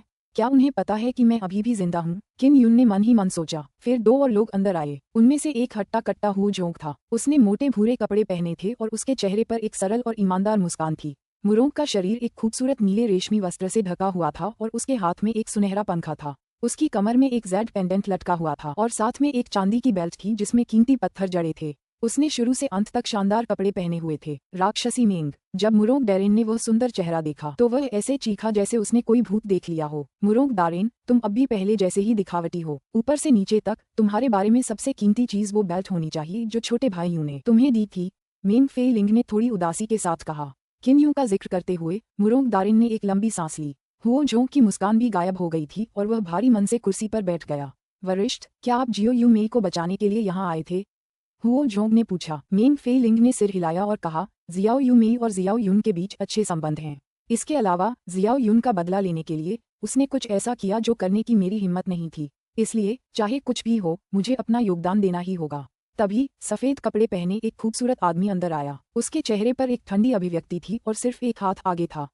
वह जी वुफेग था। जैसे ही वह अंदर दाखिल हुआ किन यून को तलवार की तेज आभा का एहसास हुआ। जब जी वुफेग ने मेंग फे लिंग को देखा तो उसने उसकी यात्रा का कारण जानकर उसकी ओर सिर हिलाया। मेंग फेई लिंग ने कहा, मूल रूप से छोटी मेई लियान भी आना चाहती थी, लेकिन वह इस तरह की लड़ाई में अच्छी नहीं है, इसलिए मैंने उसे आने नहीं दिया। जी वुफेंग के बैठने के बाद उसने कहा, मेई लियान स्वाभाविक रूप से दयालु और मासूम है, उसे इस तरह की बातों में न उलझाओ। सीनियर मेंग, आप 7वें स्तर के मार्शल बॉडी तक भी पहुंच गए हैं, आपके साथ हम बहुत आराम कर पाएंगे। मुरोंग दारेन और हुओ झोंग सदमे में थे, उन्होंने ध्यान ही नहीं दिया कि मेंग फी लिंग 7वें स्तर के मार्शल बॉडी में प्रवेश कर चुका था। किन यून अभी अभी समझ पाया था कि मेंग फी लिंग की नींव मजबूत थी, थोड़े से प्रयास से उसका 7वें स्तर का मार्शल बॉडी बन जाना कोई अजीब बात नहीं थी। क्या मैनेजर डुआन अभी तक नहीं आए? मैं रात के कपड़े पहन लेता हूँ, शायद हम आज रात से ही अपना ऑपरेशन शुरू कर दें। म्यू रोंग जून काली लकड़ी की स्क्रीन की ओर बढ़ा। किन यून ने जल्दी से अपने बाल बिखरे और चेहरा काला कर लिया, फिर उसने आंखें घुमाईं। जैसे ही मुरोंग डैनरिन पर्दे के पीछे गया, उसने बदमिजाज किन यून को देखा। उसने तुरंत पहचान लिया कि वह चेहरा किन यून का ही था। उसे पहचानकर ही वह डर के मारे चीख पड़ा। भूत! चौंककर वह चूहे की तरह हॉल में भाग गया। मेंग फेई लिंग और जी वुफेंग जल्दी से उठ खड़े हुए। किन यून पर्दे के पीछे से भागा और मुरोंग दारेन का पीछा किया। भाई यून, हालांकि मुझे, मुरोंग दारेन को, लोगों का फायदा उठाना बहुत पसंद है, लेकिन मैंने कभी तुम्हारा फायदा उठाने के बारे में नहीं सोचा। प्लीज मुझे जाने दो। मुरोंग दारेन बुरी तरह डर गया और जोर से चिल्लाया। मुरोंग दारेन की भयभीत अवस्था देखकर किन यून हंसे बिना नहीं रह सका। हा हा हा। जी वुफेंग, हुओ झोंग और मेंगफी जब उन्होंने किन यून को देखा तो वे घबरा गए और सोचा कि वह भूत में बदल गया है। धिक्कार है उस बदमाश पर। मेंगफी लिंग समझ गई कि वह जिंदा किन यून था। उसने गुस्से में पैर पटका और उसके कान चुटकी काटने के लिए उसके पास गई। उसने नखरे से कहा, तुम मरे नहीं हो और फिर भी लोगों को डराने के लिए भूत की तरह व्यवहार कर रहे हो। क्या तुम्हें पता है कि हम तुम्हारे लिए कितने चिंतित हैं? भाई यून, आप अभी भी जीवित हैं। हुओ झोंक सदमे में चिल्लाया। जी वुफेंग पास आया और किन यून की बाह थपथपाई। उसने एक सुखद मुस्कान के साथ कहा, भाई यून, ये सचमुच तुम हो। मेंग फेई लिंग ने उसका हाथ छुड़ाया और किन यून की तरफ आंखें घुमाईं। वो सच में अभी अभी डर गई थी। जब उसने पहले किन यून की मृत्यु की खबर सुनी थी तो वह कुछ समय तक चुपके से रोई थी। किन यून ने अपने बिखरे बाल संभाले और चेहरा पोंछा। उसने हंसते हुए कहा, मैं सचमुच अभी जिंदा हूँ। दूसरे भाई मुरोंग, तुम इतने डरे हुए और कुत्ते जैसी हरकतें क्यों कर रहे हो, जबकि तुम तो अक्सर खुद को इतनी जोर से उड़ा लेते हो। मैं तो बस उन्हें डराने के लिए तुम्हारा साथ दे रहा था। अगर मैं कुछ शर्मनाक काम नहीं करूंगा तो मुझे आधी रात को दरवाजा खटखटाने में डर नहीं लगेगा। म्यू रोंग जून लापरवाही से मुस्कुराया, क्या मैं डरा हुआ लग रहा हूँ? मेंग फेई लिंग ने धीरे से कहा, अपनी कायरता को बलपूर्वक क्षमा करो। जी वुफेंग हंसा, भाई यून, ये बहुत अच्छी बात है कि तुम अभी भी जिंदा हो, वरना तुम्हारा बड़ा भाई होने के नाते मुझे बहुत ग्लानि होती। यू मेई को बचाने के लिए आप सभी के आने के लिए मैं आप सभी का बहुत आभारी हूँ। आप सचमुच मेरे अच्छे भाई हैं। किन यून ने मुस्कुराते हुए कहा। हुओ झोंग ने पूछा, भाई यून, क्या निषिद्ध क्षेत्र उल्कापिंड से नष्ट नहीं हुआ था? तुम कैसे बच निकले? इस मामले पर बात करते हुए जी वुफेंग के चेहरे पर उदासी छा गई। किन यून और आत्मा शोधक दानव ने साथ बिताए कुछ दिनों की गंभीरता को समझते हुए उन्होंने गहरी आवाज में कहा, भाई यून, कृपया अपने जीवित होने की बात को फिलहाल छिपाएं। अगर आप सगाई के भोज में शामिल होना चाहते हैं तो कोई समस्या नहीं होगी। उस समय शिक्षक डू और डीन होऊ भी वहां मौजूद होंगे। उनकी सुरक्षा में आप और भी सुरक्षित रहेंगे। मेंग फेई लिंग ने कहा, यह सही है, यह सही है। दिव्य शिलालेख महल के महान बुजुर्ग झो चुवान भी वहां हैं। जब उन्हें पहली बार पता चला कि आपकी मृत्यु हो गई है तो वे भी बहुत दुखी हुए थे। मैंने जांच करके पता लगा लिया है, वे सगाई की दावत के लिए यहाँ आएंगे। मुरोंग डैरिन ने मुस्कुराते हुए कहा। जी वुफेंग ने किन यून को देखते ही भौहें चढ़ा दी। उसने आश्चर्य से पूछा, भाई यून, क्या तुमने स्वर्ण अस्थि से 7वें स्तर के मार्शल बॉडी तक साधना की है? किन यून जी वुफेंग की प्रशंसा करने से खुद को नहीं रोक सका, क्योंकि मेंग फीलिंग भी उसकी साधना नहीं देख पा रहा था, जबकि जी वुफेंग एक चीज देख सकता था। उन्होंने सिर हिलाया और कहा, हाँ, मुझे भाग्यशाली सफलता मिली। इससे मेंग फेई लिंग और उनके साथियों को बहुत आश्चर्य हुआ। उन्होंने सोचा कि किन यून में अब युद्ध शक्ति नहीं रही और वह इतनी जल्दी अपनी सामान्य साधना में वापस नहीं लौट पाएगा। लेकिन अब किन यून 7वें स्तर के मार्शल शरीर पर था। तुम सौभाग्य से कैसे आगे निकल गए? क्या तुम मुझे सिखा सकते हो? मुरोंग डैरिन ने चौंक कर पूछा। किन यून ने मुस्कुराते हुए अपना सिर हिलाया। जी वुफेंग ने कहा, वाह, हमारे पास 7वीं परत के 3 मार्शल बॉडी हैं। हम निश्चित रूप से जियाओ यू मेई को सफलतापूर्वक बचा लेंगे। डुआन कियान के अंदर आने के बाद किन यून और कंपनी खड़ी हो गई। डुआन कियान ने जल्दी से उन्हें बैठने का इशारा किया और कहा, मुझे इसे छोटा करने दो। Xiao Yu Mei Xiao you Villa के जियाओ यू टावर में कैद है। यह Villa Tian Qin Imperial City के उत्तर पश्चिमी भाग में यहाँ से लगभग 10,000 मीटर दूर स्थित है। जी वुफेंग थोड़ा हैरान हुआ और बोला, यह असल में जियाओ यू विला में है? मुझे लगा था कि Xiao Yu Mei Tian Xiao Tower में बंद है, जो किन साम्राज्य की सबसे बड़ी सराय है। ये बहुत विशाल है और जियाओ यू मनो से कहीं ज्यादा बड़ा है। डुआन कियान ने कहा, जियाओ यू विला में लोगों की संख्या कम है, ये पहरेदारी के लिए अच्छा है। इसके अलावा तियान जियाओ टावर में बहुत से लोग आते जाते रहते हैं, जो पहरेदारों के लिए अच्छा नहीं है। खासकर इस समय के दौरान तियान किन शाही परिवार के सभी सदस्य अन्य प्रसिद्ध संप्रदायों के आगंतुकों का स्वागत करने के लिए तियान जियाओ टावर में थे, जिससे अंदर बाहर आने वाले लोगों की संख्या और भी जटिल हो गई। ये सच है। जियाओ यू विला की रखवाली कितने लोग कर रहे थे? उनकी ताकत क्या थी? जी वुफेंग ने पूछा। डुआन कियान ने मेज पर एक नक्शा फैलाया। यह जियाओ यू विला का नक्शा था। नक्शे से पता चलता है कि जियाओ यू टावर पूर्व दिशा में स्थित था। टावर के अंदर ज्यादा इमारतें नहीं थीं, बल्कि वहां काफी बगीचे, किला और ऐसी ही चीजें थीं। डुआन कियान ने उत्तर दिया, लाल क्षेत्र सभी प्रेरी दुर्ग हैं। भले ही जियाओ यू विला तियान जियाओ शाही परिवार के सदस्यों का निवास स्थान है, जब वे यहाँ घूमने आते हैं, ये वास्तव में तियान किन साम्राज्य में तियान जियाओ साम्राज्य का जांच प्रभाग है। इसका इस्तेमाल मुख्यतः जानकारी इकट्ठा करने के लिए किया जाता है और गोदाम के अंदर एक गोदाम है। इसमें गुप्त रूप से व्यापार की जाने वाली सभी प्रकार की वस्तुएं संग्रहित हैं और शुरू से ही इसकी सुरक्षा बेहद कड़ी है। जहां तक मुझे पता है, कम से कम एक मार्शल दाव क्षेत्र साधक इस जगह की रखवाली करता है और 9वीं परत के मार्शल बॉडी क्षेत्र में भी ऐसे कई साधक हैं। वहां 10 से ज्यादा वॉचर टावर थे, खासकर जियाओ यू टावर के पास कुल 7 थे। मुझे आसानी से उड़कर आना चाहिए, मेंग फेइलिंग ने कहा। जी वुफेंग ने किन यून को देखा और कहा, भाई यून, आपकी घुसपैठ की क्षमता कैसी है? क्या आप आश्वस्त हैं? किन यून ने अपनी काली सूर्य मार्शल स्पिरिट का इस्तेमाल करके अंधेरे में विलीन हो गया, इसलिए वह बहुत आश्वस्त था। उसने सिर हिलाते हुए कहा, मुझे पूरा विश्वास है कि अगर मैं चुपके से अंदर गया तो मुझे पकड़ा नहीं जाएगा। जी वुफेंग ने कहा, ठीक है, जब वह समय आएगा तो मैं बड़ी बहन मेंग के साथ अंदर जाऊंगा और 9वें स्तर के मार्शल बॉडी और बाकी कचरे का ध्यान रखूंगा। मुरोंग और हुओ जोंग जियाओ यू मनो के पास अग्नि तावीज फेंकने के लिए जिम्मेदार हैं। वे कुछ महत्वपूर्ण गोदामों को जलाने के लिए जिम्मेदार हैं, ताकि उनके साथ के कुछ लोगों को आग बुझाने के लिए मजबूर किया जा सके। हमें उस मार्शल दाव क्षेत्र से कैसे निपटना चाहिए? किन यून ने भौहें चढ़ाकर पूछा। जी वुफेंग ने डुआन कियान की ओर देखा और गहरी आवाज में कहा, सोलशेक पाउडर इस्तेमाल करो। मैंने इधर उधर पूछताछ की है और तियान किन साम्राज्य के फॉरेस्ट शेडो टावर में एक काला बाजार छिपा है। उस बाजार में सोलशेक पाउडर की नीलामी होने वाली है। किन यून ने गहरी सांस ली और कहा, क्या ये सच है? किसी ने सचमुच सोलशेक पाउडर बेचने के लिए निकाला था। सोलशेक पाउडर एक स्पिरिट लेवल की गोली थी, एक प्रकार का पाउडर। जब तक इसका इस्तेमाल होता, मार्शल दाव लोक तक के सभी साधक अपना दिमाग खो देते। उनकी वैवाहिक आत्माएं प्रतिक्रिया देना बंद कर देती और उन्हें दूसरों द्वारा नियंत्रित किया जा सकता था। यह एक निषिद्ध औषधि थी। डुआन कियान ने सिर हिलाया।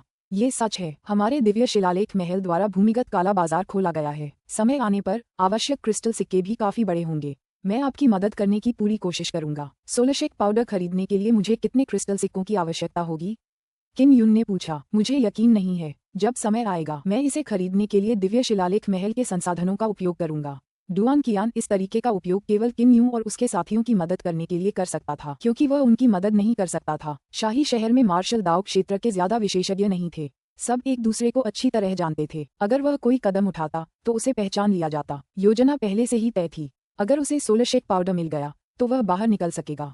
नीलामी 5 दिन में शुरू होगी। किन यून तुरंत अपने कमरे में लौट आया और तावीज बनाने लगा। सम्मोहन तावीज और शरीर सुरक्षा तावीज बनाने लगा। अब वह मध्यम श्रेणी के जानवरों की खाल से बने तावीज बनाने में सक्षम था और यह सुनिश्चित कर रहा था कि वे शक्तिशाली योद्धाओं के विरुद्ध भी कारगर हों। जी वुफेंग और बाकी लोग नीलामी शुरू होने का इंतजार कर रहे थे। अगर उनके पास सोलशेक पाउडर होता और वे उसे खरीद लेते तो वे तुरंत कार्रवाई करते। 5 दिन बाद डुआन कियान ने नीलामी में भाग लेने के लिए लोगों को भेजा। शुरू में उसे पूरा भरोसा था कि वह सोलशेक पाउडर खरीद सकता है, लेकिन नीलामी शुरू होने के बाद उसे खबर मिली कि विक्रेता अचानक नीलामी छोड़कर चला गया है। अध्याय 177। किन यून और उनके साथी एक गुप्त कक्ष में अच्छी खबर का इंतजार कर रहे थे। जब उन्होंने डुआन कियान को अप्रिय भाव के साथ अंदर आते देखा तो उन्हें पता चल गया कि सोलशेक पाउडर का मामला बिगड़ गया है। किन यून ने पूछा, दादाजी डुआन, क्या ये बहुत महंगा है, इसलिए आप इसे खरीदने में असफल रहे? डुआन कियान ने सिर हिलाया और आह भरी। जो व्यक्ति सोलशेक पाउडर बेचना चाहता था वह अचानक रुक गया। शायद उसे डर था कि किसी को पता चल जाएगा। आखिरकार सोलशेक पाउडर एक प्रतिबंधित दवा है, इसलिए अब इससे निपटना मुश्किल है। मुरोंग डेरिन ने कहा, क्या तुम उस आदमी को ढूंढ सकते हो जो सोलशेक पाउडर बेच रहा था? हम उससे अकेले में बात करेंगे। मैं उसे ढूंढ नहीं पा रहा हूँ। इस तरह का विक्रेता अपनी पहचान बहुत अच्छी तरह छिपा सकता है। डुआन कियान भौहें चढ़ाकर बैठ गया और दूसरे उपायों के बारे में सोचने लगा। सोलशेक पाउडर के बिना जियो यू टावर में मार्शल दाव दायरे के साधक से निपटना मुश्किल होगा। अचानक किसी ने गुप्त कमरे का दरवाजा खटखटाया। डुआन कियान ने दरवाजा खोला और देखा कि वह मेंग फेइलिंग था। मेंग फेइलिंग के अंदर आने और दरवाजा बंद करने के बाद उसने गहरी आवाज में पूछा, महाप्रबंधक डुआन, क्या आपने सोलशेक पाउडर खरीदा है? डुआन कियान ने अपना सिर हिलाया। नहीं, क्या हुआ? मेंग फेइलिंग ने कहा, सौभाग्य से आपने इसे नहीं खरीदा, अन्यथा बहुत परेशानी होती। यह एक जाल है। कोई दिव्य शिलालेख महल के काले बाजार के माध्यम से सोलशेक पाउडर बेचना चाहता है और फिर इसका उपयोग दिव्य शिलालेख महल से निपटने के लिए करना चाहता है। जब जी वुफेंग और अन्य लोगों ने ये सुना तो वे बेहद हैरान रह गए। किन यून ने पूछा, बहन फेई लिंग, आपको कैसे पता चला? सोलशेक पाउडर का निर्माता हमारे मिंग परिवार से संबंधित है। मेरे पिता और दादा दोनों इस समय इंपीरियल सिटी में हैं, इसलिए संयोग से मैंने उन्हें इसके बारे में बात करते सुना। मिंग फी लिंग ने कहा, लगता है उन्हें अभी अभी इस साजिश के बारे में पता चला है। डुआन कियान ने भौहें चढ़ाईं। जिस व्यक्ति को सोलशेक पाउडर बेचना था उसने उसे बेचा नहीं बल्कि नीलामी से हट गया। क्यों नहीं? क्या सच में ऐसा है? ऐसा लगता है कि इसके पीछे कोई बहुत ही जटिल कारण है। मेंग फेई लिंग हैरान रह गई। मैं जाकर देखता हूँ। कोई सचमुच हमारे दिव्य शिलालेख महल को खड़ा करने की कोशिश कर रहा है। यह शायद तीनों महलों में से ब्लू स्पिरिट पैलेस का घटिया आइडिया है। डुआन कियान ने कमरे से बाहर जाने से पहले धीमी आवाज में गालियां दी। डुआन कियान के जाने के बाद मेंग फेई लिंग ने धीमी आवाज में कहा, मुझे पता है कि सोलशेक पाउडर किसके पास है। मुझे डर है कि सुपरिंटेंडेंट डुआन हमें जोखिम नहीं उठाने देंगे, इसलिए मैं उनके सामने यह बात नहीं कह सकती। किन यून ने उत्सुकता से पूछा, ये किसके पास है? हमें इसे पाना ही होगा। मेंग फेई लिंग ने कहा, मेरे दादाजी ने मुझे बताया था कि सोलशेक पाउडर एक युवती के हाथ में है। 9वें स्तर के मार्शल बॉडी क्षेत्र में साधना आधार के साथ वह तियान जियाओ टॉवर में बहुत ऊंचा स्थान रखती है। केवल जियाओ जुवान किन ही इस शर्त को पूरा कर पाएगी। कथित तौर पर जियो जुवान किन ने सोलशेक पाउडर को परिष्कृत करने के लिए आवश्यक सभी सामग्री एकत्र की और उस व्यक्ति से अनुरोध किया कि वह उसके लिए इसे परिष्कृत करे। जियो हुआन किन जियो यूमेई की चाची थी। उसके हाथों में सोलशेक पाउडर क्यों था? किन यून को अचानक याद आया कि जियाओ शुवान किन और कुछ अन्य लोग निषिद्ध क्षेत्र में थे। हो सकता है कि वे कियाओ रुइवन पर सोलशेक पाउडर का इस्तेमाल करके आत्मा शोधन तकनीक के बारे में पूछने की योजना बना रहे हों। जियाओ जुवान किन से सोलशेक पाउडर पाना हमारे लिए नामुमकिन है। जी वुफेंग ने कहा, चलो आज रात ही निकल पड़ते हैं। भाई यूं, हालांकि हमने थोड़ा जोखिम उठाया है, लेकिन अगर हम कोशिश नहीं करेंगे तो पता नहीं हम कामयाब हो पाएंगे या नहीं। किन यून की भौहें तन गईं और उसकी आंखें इधर उधर घूमने लगीं। वह अच्छी तरह जानता था कि जियाओ शुवानकिन से सोलशेक पाउडर पाना नामुमकिन था। चलो आज रात करते हैं। किन यून ने जानवर की खाल से बने आत्मा ताबीज का एक बड़ा ढेर निकाला और उसे जी वुफेंग और कंपनी में वितरित किया। वहां सम्मोहन ताबीज, शरीर स्थिरीकरण ताबीज, धूम्रपान ताबीज और अग्नि ताबीज थे। धुएं का ताबीज घना कोहरा छोड़ सकता है। इस कोहरे में आभा बहुत ही अत्याचारी होगी और दुश्मन कुछ समय के लिए इसका पता नहीं लगा पाएगा। किन यून ने विभिन्न स्पिरिट रूम्स के अद्भुत उपयोगों के बारे में बताया और उन्हें कुछ बातें बताईं जिन पर उन्हें ध्यान देने की आवश्यकता थी। वरिष्ठ मेंग, उन प्रेरी दुर्गों की देखभाल करना आपके लिए कोई समस्या नहीं होनी चाहिए, है ना? मैं भाई यूं के साथ जियाओ यू विला में प्रवेश करना चाहता हूँ। जी वुफेंग ने कहा, मेरे हाथों में इतने सारे ताबीज हैं तो कोई समस्या नहीं है। मेंग फेलिंग ने सिर हिलाया। मुरोंग और ओल्ड हुओ, गोदाम को जलाने की जिम्मेदारी तुम्हारी है। गोदाम में रखी चीजें जियाओ यू विला के लोगों के लिए बेहद जरूरी हैं। वे सबसे पहले आग बुझाने जाएंगे। जी वुफेंग सबसे बूढ़ा और सबसे अनुभवी था, इसलिए उसे ही जिम्मेदारी सौंपी गई थी। विस्तृत कार्ययोजना पर चर्चा करने के बाद वे सभी एक साथ दिव्य शिलालेख महल से चले गए ताकि रात में डुआन कियान द्वारा उन्हें रोका न जाए। अगर डुआन कियान को पता होता कि वे कोई कार्रवाई करने वाले हैं तो वह उन्हें जरूर रोकता। ऐसा इसलिए था क्योंकि समूह में मार्शल दाओ क्षेत्र के विशेषज्ञ थे और अपनी ताकत के बल पर वे उनका मुकाबला नहीं कर सकते थे। रात में तियानकिन शाही शहर के ऊपर का आसमान बहुत अंधेरा था। घने बादल इधर उधर तैर रहे थे जिससे तारों से भरा चांद पूरी तरह से ढक गया था। यद्यपि व्यस्त शहर में रोशनी भरपूर थी, लेकिन शाही शहर के दूरदराज के इलाके में अंधेरा था। किन यून और उनके साथियों ने काले कपड़े पहने थे और काली टोपी पहनी हुई थी। वे शियाओ यू विला की ऊंची दीवारों के बाहर पहुंच गए थे। हुओ जोंग और मुरोंग डैरन कुछ बड़े गोदामों की ऊंची दीवारों की ओर बढ़ रहे थे। मेंग फेई लिंग आकाश में उड़कर जियाओ यू मनों में प्रवेश कर गया। किन यून और जी वुफेंग सावधानी से आकाश में उड़ सकते थे। वे तभी उड़े जब मेंग फेई लिंग कुछ देर के लिए अंदर आया। जियाओ यू विला बेहद शांत और अंधेरा था, बस एक दिए की हल्की रोशनी थी। अंदर कई बगीचे थे जो पेड़ों से भरे हुए थे। किन यून और जी वुफेंग बगीचों में चुपके से घूम रहे थे और सावधानी से जियाओ यू विला के पास पहुंच रहे थे। जियाओ यू विला एक छोटा सा शिवालय था जिसकी ऊंचाई 5 मंजिल थी और उसमें कोई रोशनी नहीं थी, जिससे अंधेरी रात में देखना मुश्किल हो जाता था। जब किन यून और उनके साथी बगीचे से बाहर निकले तो उन्होंने एक प्रेरी दुर्ग देखा। उस पर बैठे कुछ लोग सम्मोहन ताबीज से सम्मोहित हो चुके थे। मेंग फेई लिंग की हरकतें तेज थीं। उसने बिना कोई आवाज किए जियाओ यू विला के पास गार्ड टावरों पर मौजूद लोगों से निपट लिया था। किन यून और जी वुफेंग बगीचे से बाहर निकलने के बाद वे बिना किसी बाधा के शियाओ यू विला के निचले हिस्से तक पहुंचने में सक्षम हो गए। टावर के नीचे पहुंचने के बाद किन यून ने तुरंत अपनी मानसिक ऊर्जा से अंदर की जांच की। पहली मंजिल पर कोई नहीं था, न ही वहां कोई जाल था। ये पुष्टि करने के बाद उसने सावधानी से दरवाजा खोला और अंदर घुस गया। अगर उसने कोई आवाज की होती तो वह अपनी मानसिक ऊर्जा का इस्तेमाल करके उसे रोक भी सकता था। पहली मंजिल पर तो कुछ भी नहीं है। किन यूं घबरा गया। उसने पहले सोचा था कि जियाओ यू विला एक गोदाम है जिसमें बहुत सारी कीमती चीजें रखी हैं। हालांकि जब वह अंदर गया तो वहां पूरी तरह से अंधेरा और खालीपन था। एक भी व्यक्ति दिखाई नहीं दे रहा था। वे दूसरे, तीसरे और चौथे तल तक गए, लेकिन उन्हें कुछ नहीं मिला। हर तल खाली था और वह केवल 5वें स्तर से चूक गया था। वे 5वीं मंजिल पर पहुंचे। वहां भी नीचे वाली मंजिल जितनी ही अंधेरी थी, लेकिन वहां एक शक्तिशाली आभा थी। यह 9वें स्तर के मार्शल बॉडी क्षेत्र की आभा थी। कौन है? एक बूढ़े आदमी की आवाज सुनाई दी। किन यून ने जल्दी से मुट्ठी भर जानवरों की खाल से बने ताबीज निकाले। वे सम्मोहन और शरीर सुरक्षा ताबीज दोनों थे। जब जी वुफेग ने किन यून को ढेर सारे ताबीज फेंकते देखा तो उसने तुरंत हमला नहीं किया। इसके बजाय उसने अपनी जीवन तलवार बुलाई और अपने सामने हो रहे हमले को रोक दिया। साथ ही उसने अपनी मानसिक शक्ति को पूरी तरह से मुक्त कर दिया। यहाँ बहुत अंधेरा था, इसलिए उसे आसपास के वातावरण को समझने के लिए अपनी मानसिक शक्ति का प्रयोग करना पड़ा। 9वें स्तर का मार्शल बॉडी साधक पहले तो आना चाहता था, लेकिन मध्यम श्रेणी के स्पिरिट तावीजों के विशाल ढेर ने उसे भ्रमित कर दिया। उसका शरीर भी एक बहुत ही शक्तिशाली शक्ति से उलझा हुआ था। हालांकि वह हिल तो सकता था, लेकिन पहले की तुलना में बहुत धीमा था। अंधेरे में किन यून झी वुफेग की चुपचाप आगे की ओर छलांग को महसूस कर सकता था। जी वुफेग ने ये किया। किन यून ने स्थिति को समझने के लिए अपने दिमाग का इस्तेमाल किया और महसूस किया कि जी वुफेग वास्तव में कई बार जल्दी से छुरा घोंपने में सक्षम था, जिससे उस मार्शल बॉडी लेवल 9 मार्शल कलाकार की मौत हो गई। उसने 5वें स्तर को रोशन करने के लिए एक रात्रि प्रकाश मोती निकाला और जमीन पर पड़े बूढ़े व्यक्ति को भी देखा। हालांकि उसने मोटा कवच पहना हुआ था, फिर भी वह जी वुफेग की भयावह जीवन तलवार का सामना नहीं कर सका। वह जी वुफेग की ताकत से मन ही मन हैरान था। एक पल में वह 9वें स्तर के मार्शल बॉडी वाले एक मार्शल आर्टिस्ट को मार गिराने में सक्षम था। तुमने जो ताबीज फेंका है वो बहुत काम का है, वरना मैं ये नहीं कर पाता। जी वुफेग भी अभी बहुत घबराया हुआ था। उसने इधर उधर देखा और भौहें चढ़ाते हुए कहा, जियाओ यू मेई यहाँ नहीं है। क्या ऐसा हो सकता है कि दादाजी डुआन को गलत जानकारी मिल गई हो? किन यून ने अपनी आंखें बंद कर लीं और कुछ गहरी सांसें लीं। उसने कहा, यहाँ यू मेई की आभा बाकी है। वह पहले भी यहीं रुकी थी। जी वुफेग बीच वाली मेज पर गया और बोला, वह भावुक हो गई। ये तो बहुत पहले ही हो जाना चाहिए था। उसने कहा और मेज पर रखी वस्तुओं को देखा। किन यून जल्दी से वहां गया और देखा कि गोल मेज जटिल स्पिरिट के निशानों से भरी हुई थी। गोल मेज के बीचों बीच एक काली सी चाबी रखी थी। जी वुफेग ने चाबी पकड़ने के लिए हाथ बढ़ाया। किन यून ने जल्दी से उसे वापस खींच लिया। सावधान, किन यून ने कहा, यह एक भयानक व्यूह रचना है। उसने विशालकाय राजा आत्मा हथौड़ा निकाला और उसे मेज पर जोर से पटक दिया। मेज टूटने के बाद ठंडी हवा का एक बड़ा झोंका बाहर आया, जिससे वे कांपने लगे। इसके बाद जियो यू विला भी कांपने लगा। ये गिरने ही वाला है। जी वुफेग ने काली चाबी उठाई और दीवार की ओर दौड़ा। अपनी तलवार से उसने एक बड़ा सा छेद बनाया और किन यून को लेकर बाहर निकल गया।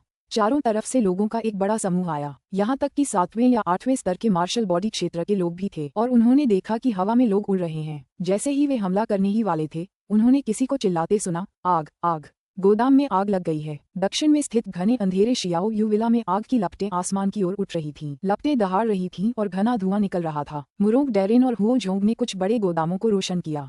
उनकी मुख्य जिम्मेदारी गोदाम की रखवाली करना था। चूंकि अंदर का सामान बहुत जरूरी था, इसलिए वे सब उसकी रखवाली करने चले गए।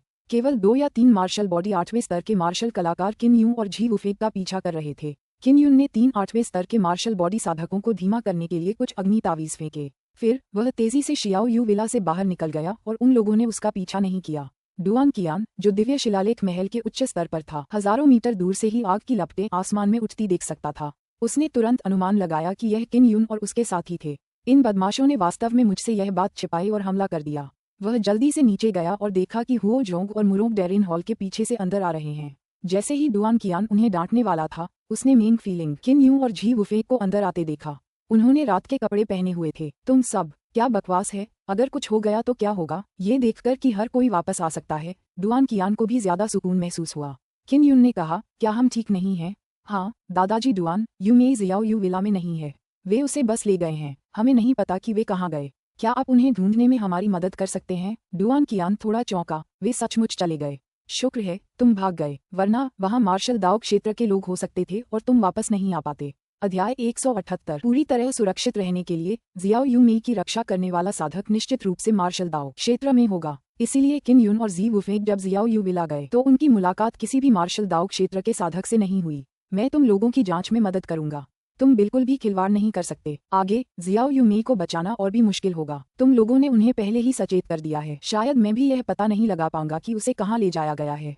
डुआन कियान ने दिव्य शिलालेख महल से जल्दी से निकलने से पहले उन्हें कड़ी चेतावनी दी। किन यून, जी वुफेग और उसके साथियों को अपने विशाल कमरे में ले आया।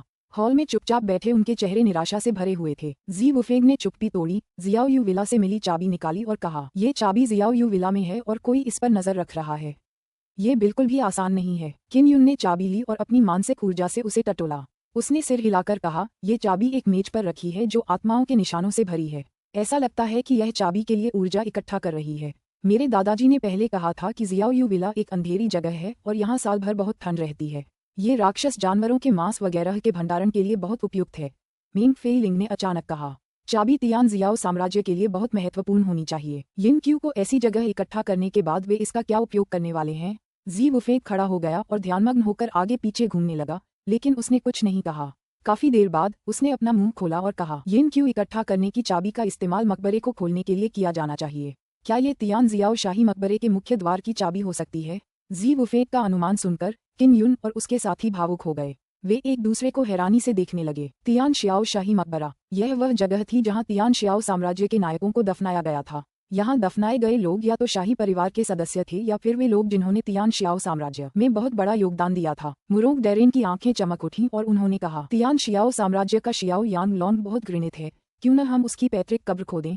मेंग फेई लिंग ने हंसते हुए कहा, चूंकि आप मुझे इस दिलचस्प चीज के बारे में बताना चाहते हैं, इसलिए मैं निश्चित रूप से इसमें भाग लूंगा। हुओ झोंग ने भी सिर हिलाया। जी वुफेंग ने कहा, हमें इस मामले पर ध्यान से विचार करना होगा। सबसे पहले हमें ये तय करना होगा कि यह चाबी तियान जियाओ शाही मकबरे को खोल सकती है या नहीं, और फिर हमें कम से कम 8वें स्तर के मार्शल बॉडी की ताकत हासिल करनी होगी। अगर तियान जियाओ साम्राज्य अपनी चाबी खो देता है तो वे शाही मकबरे की रक्षा के लिए निश्चित रूप से और भी शक्तिशाली योद्धा भेजेंगे। किन युन ने सहमति जताते हुए कहा, चलो इस मामले की योजना भविष्य में बनाते हैं। मुरोंग डेरेन ने मुस्कुराते हुए कहा, आप चीफ डुआन को इसके बारे में नहीं बता सकते। मेंग फेई लिंग ने कहा, चूंकि तियान जियाओ साम्राज्य ने ये कीमती चाबी खो दी थी, इसलिए वे निश्चित रूप से इसे तब प्रकट नहीं करेंगे। ये बेहद शर्मनाक मामला है और चीफ डुआन को जियाओ यू विला द्वारा चाबी खोने के बारे में पता नहीं चलेगा। अगर डुआन कियान को पता होता कि ये बदमाश तियान शियाओ साम्राज्य की पैतृक कब्रों को खोदने जा रहे हैं तो उसकी दाढ़ी निश्चित रूप से गुस्से में मुड़ जाती। भोर में डुआन कियान किन युन के कमरे में आया। किन युन और कंपनी ने डुआन कियान की खबर के लिए हॉल में इंतजार करते हुए आराम नहीं किया। डुआन कियान ने जवाब दिया, तुमने जो किया है वह बहुत बड़ा है और तियान शियाओ साम्राज्य को नाराज कर दिया है। इस समय पूरी गली तियान किन साम्राज्य के पहरेदारों से भरी हुई है और शियाओ यू विला के साथ ऐसा करने वाले को पकड़ने के लिए 1 करोड़ क्रिस्टल सिक्कों का इनाम रखा गया है। तियान शियाओ साम्राज्य की प्रतिक्रिया बहुत बड़ी थी, जिसने चाबी के महत्व की पुष्टि की। जैसा कि मेंग फी लिंग ने उम्मीद की थी, तियान शियाओ साम्राज्य ने दुनिया को यह नहीं बताया कि उन्होंने चाबी खो दी है। वे तो बस उस व्यक्ति की तलाश कर रहे थे जिसने ये किया था। डुआन कियान ने आगे कहा, मैंने कुछ खबरें सुनी हैं कि कल दोपहर कुछ गाड़ियां जियाओ यू विला से निकलकर तियान जियाओ मंडप की ओर बढ़ीं। कहा जाता है कि जियाओ यू विला की सुरक्षा में लगे ज्यादातर विशेषज्ञ उसी समय उसके साथ चले गए थे। यही वजह थी कि जियाओ यू विला में इतनी आसानी से सेंध लगाई जा सकी। उन्होंने ज्यादातर विशेषज्ञों को कहीं और भेज दिया था, जिससे किन यू और उनके साथियों को उनका फायदा उठाने का मौका मिल गया। ऐसा लग रहा था कि तियान शियाओ साम्राज्य के लोग शाही मकबरे की चाबी हासिल करने की साजिश रच रहे थे, इसीलिए वे लापरवाही से भी चाबी छीनने का मौका पा गए। जी वुफेंग ने जवाब दिया, ऐसी स्थिति में जियाओ यू मी को तियान जियाओ मंडप के अंदर होना चाहिए। तियान जियाओ मंडप एक बड़े विला में स्थित है जो जनता के लिए भी खुला है। रात तक रुको, मैं अंदर जाकर जांच करूंगा। मुझे पता लगाना होगा कि यू मी कहाँ छिपी है, उसके बाद ही मैं आगे बढ़ूंगा। किन युन ने कहा। वह रात के अंधेरे में घुल मिल जाता था, जिससे घुसपैठ करना उसके लिए आसान हो जाता था। इसके अलावा वह संरचनाओं में भी निपुण था, जिससे वह जाल और संरचनाओं को आसानी से देख सकता था। डुआन कियान ने चेतावनी दी, तुम्हें सावधान रहना चाहिए। तियान जियाओ साम्राज्य में बहुत सारे शक्तिशाली लोग हैं और उनमें से ज्यादातर न केवल तियान जियाओ साम्राज्य से हैं, बल्कि ब्लू स्टार पैलेस में भी शामिल हुए हैं। ठीक है, मैं अब जाकर अपना भेष बदल लेता हूँ। हम आज रात ही निकलेंगे। किन युन ने सिर हिलाया, मैं तुम्हें अपना भेष बदलने में मदद करूंगी। मेंग फीलिंग उसके पीछे कमरे में चली गई। मेहनत से मेकअप करने के बाद किन युन एक अधेड़ उम्र के आदमी में बदल गया। उसकी आंखों के कोनों में कुछ झुर्रियां थीं और दूसरों को उसकी नजर से पहचान न जाए, इसके लिए मेंग फेई लिंग ने अपनी आंखें लाल कर ली थीं, मानो उसे कोई चोट लगी हो। जब उसने किन युन को बाहर आते देखा तो मुरोंग डेरेन ने मुस्कुराते हुए कहा, उसे पहचानना वाकई मुश्किल है। आप निश्चिंत होकर तियान जियाओ पवेलियन जा सकते हैं। जी वुफेंग ने सिर हिलाया, मुझे भी तुम्हारी आभा का एहसास नहीं हो रहा, बस इतना ही काफी होना चाहिए।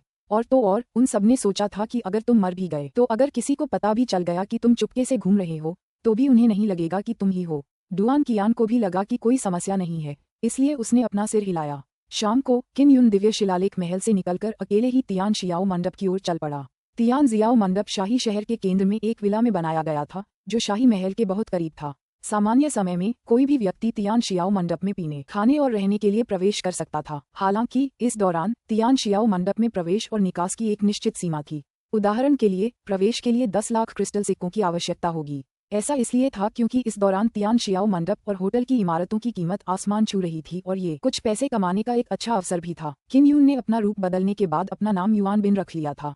अपनी स्टोरेज आर्टिफैक्ट से बैंगनी सिक्के निकालने से यह साबित हो गया कि वह एक अमीर इंसान था, क्योंकि हर किसी के पास स्टोरेज आर्टिफैक्ट नहीं होता। उसके लिए तियान जियाओ मंडप में प्रवेश करना और आंतरिक हॉल की ओर जाना मुश्किल नहीं था। अंदर आना कितना आसान था। क्या यूमेई सचमुच यहाँ है? किम यून को अब भरोसा नहीं रहा। वह एक बार में एक ही कदम उठा सकता था। उसने जियाओ शुवानकिन को ढूंढने की योजना बनाई। जियो यूमेई ने उसे पहले बताया था कि जियो जुवानकिन उसके प्रति बहुत अच्छा था और उसे परिवार के सदस्य जैसा महसूस होता था। उसे पता था कि शाही परिवार में इस तरह का परिवार बहुत कीमती होता है, इसलिए उसने एक जुआ खेलने का फैसला किया। उसने सिर्फ जियाओ जुवानकिन पर दांव लगाया और जियाओ यूमेई और जियाओ यूलैन को वस्तुओं के रूप में व्यापार होते हुए नहीं देखना चाहता था। किम यून को लगा कि शर्त जीतना उसके लिए बेहद मुमकिन है। चूंकि जियाओ शुवानकिन को पहले ही लगभग बेच दिया गया था, इसलिए उसे शाही परिवार के व्यवहार से नफरत थी। किम यून के पास एक भंडारण आत्मा कलाकृति थी, इसलिए कई प्रतिष्ठित लोग हॉल में विभिन्न समारोहों में उसके साथ टोस्ट करने और बातचीत करने के लिए आते थे। देर रात तक तियान शियाओ मंडप में कई रईसों का भोज अंततः समाप्त नहीं हुआ था। किम यून ने भी अपना समय खाने पीने में बर्बाद किया था। उसका सबसे बड़ा फायदा जियाओ शुवानकिन के निवास के बारे में मिली जानकारी थी। जियो जुवानकिन तियान जियो पवेलियन में नहीं बल्कि होटल क्षेत्र में एक छोटे से घर में रहता था। जियाओ जुवानकिन का घर एक गुलाब के बगीचे में है। इसे ढूंढना आसान होगा। किम यून ने अपने शरीर को ढकने और अंधेरे में विलीन होने के लिए अपनी ब्लैक सन मार्शल स्पिरिट की अनोखी शक्ति का इस्तेमाल किया। अचानक गश्त लगा रहे आदमियों का एक समूह वहां से गुजरा। किम यून जल्दी से विरल घास में छिप गया, लेकिन उसे पकड़ा नहीं जा सका। कुछ ही देर बाद उसे गुलाबों से भरा एक खूबसूरत बगीचा दिखाई दिया। बगीचे के बीचों बीच एक 3 मंजिला इमारत थी, जिसकी दूसरी मंजिल पर रोशनी चमक रही थी। किम यून सावधानी से उसके पास पहुंचा और अपनी मानसिक शक्ति से अपने शरीर को हवा में ऊपर उठाया। वह दूसरी मंजिल पर एक खुली खिड़की से अंदर गया। कमरे में न तो कोई रोशनी थी और न ही कोई व्यक्ति। वह इस मंजिल पर हो रही गतिविधियों की जांच करने और ये देखने के लिए कि वहां कौन है, इस कमरे में छिप गया। गहन जांच पड़ताल के बाद उसे पता चला कि बगल में एक गुप्त कमरा है। हालांकि उसका आभामंडल बहुत कमजोर था, फिर भी उसे आभास हो गया कि अंदर कोई है। क्या ऐसा हो सकता है कि जियाओ शुवानकिन अंदर साधना कर रहा हो? किम यून ने मन ही मन सोचा। उसकी वहां जाने की कोई योजना नहीं थी। आमतौर पर प्रशिक्षण कक्ष बहुत सुरक्षित होते थे, इसलिए अंदर जाना मुश्किल होता था। वह धैर्यपूर्वक कमरे में प्रतीक्षा करता रहा। कुछ ही देर बाद अचानक कमरे के बाहर कोई प्रकट हुआ। किम यून घबरा गया और अपनी उपस्थिति छिपाने के लिए जल्दी से कमरे के ऊपर लगी बीम पर कूद गया। दरवाजा खुलने के बाद नाइट लाइट पर आध्यात्मिक ऊर्जा से प्रकाशित हो गया। जो अंदर आई वह एक महिला थी। वह जियो जुवानकिन थी। उसने एक साधारण और ढीली सफेद पोशाक पहनी हुई थी और उसका चेहरा बेहद खूबसूरत था। उसकी हर हरकत में शालीनता और गरिमा झलक रही थी और उसके परिपक्व और सुंदर अंडाकार चेहरे पर थकान की झलक साफ दिखाई दे रही थी। वह अपनी पोशाक उतार रही थी। केवल अब किम यून को एहसास हुआ कि वह एक छोटे से तालाब के साथ एक स्नानघर में था। ये बहुत अनैतिक है। मैं इसे अब और नहीं देख सकता। किम यून ने अपनी आंखें बंद कर लीं। उसका मन अस्त व्यस्त था और वह तरह तरह से उछल कूद कर रहा था। उसकी पलकें खुजली कर रही थीं और वह उन्हें ऊपर उठाना चाहता था। ये वास्तव में उनकी अस्थिर मनःस्थिति के कारण ही था कि उन्होंने गलती से अपनी आभा का कुछ हिस्सा बाहर निकाल दिया। जियाओ जुवानकिन को अचानक छत की बीम से आती हुई आभा का एहसास हुआ। उसने अचानक ऊपर देखा, लेकिन उसे कुछ दिखाई नहीं दिया। किम यून को पता था कि उसकी आभा कुछ हद तक लीक हो गई है और उसका दिल तेजी से धड़क रहा था। उसने जल्दी से आंखें खोलीं और देखा कि जियाओ जुवानकिन अपने बाहरी वस्त्र उतार रही है। उसने अभी भी अंडरवियर पहना हुआ था। आखिरकार जियाओ जुवानकिन 9वें स्तर के मार्शल बॉडी पर थी। उसे अपनी इंद्रियों पर पूरा भरोसा था, इसलिए भौहें चढ़ाने और कुछ देर सोचने के बाद उसने अपने सफेद हाथों को बीम की ओर धीरे से हिलाया, जिससे आंतरिक शक्ति का एक अत्यंत प्रबल बवंडर निकला। बकवास। किम यून गुप्त रूप से चिंतित था इससे पहले कि वह अपनी आंतरिक शक्ति के साथ एक छप के साथ पानी के नीचे बह गया। जियाओ जुवानकिन भी इतनी डर गई कि उसके चेहरे का रंग उड़ गया और उसने जल्दी से कोट पहन लिया।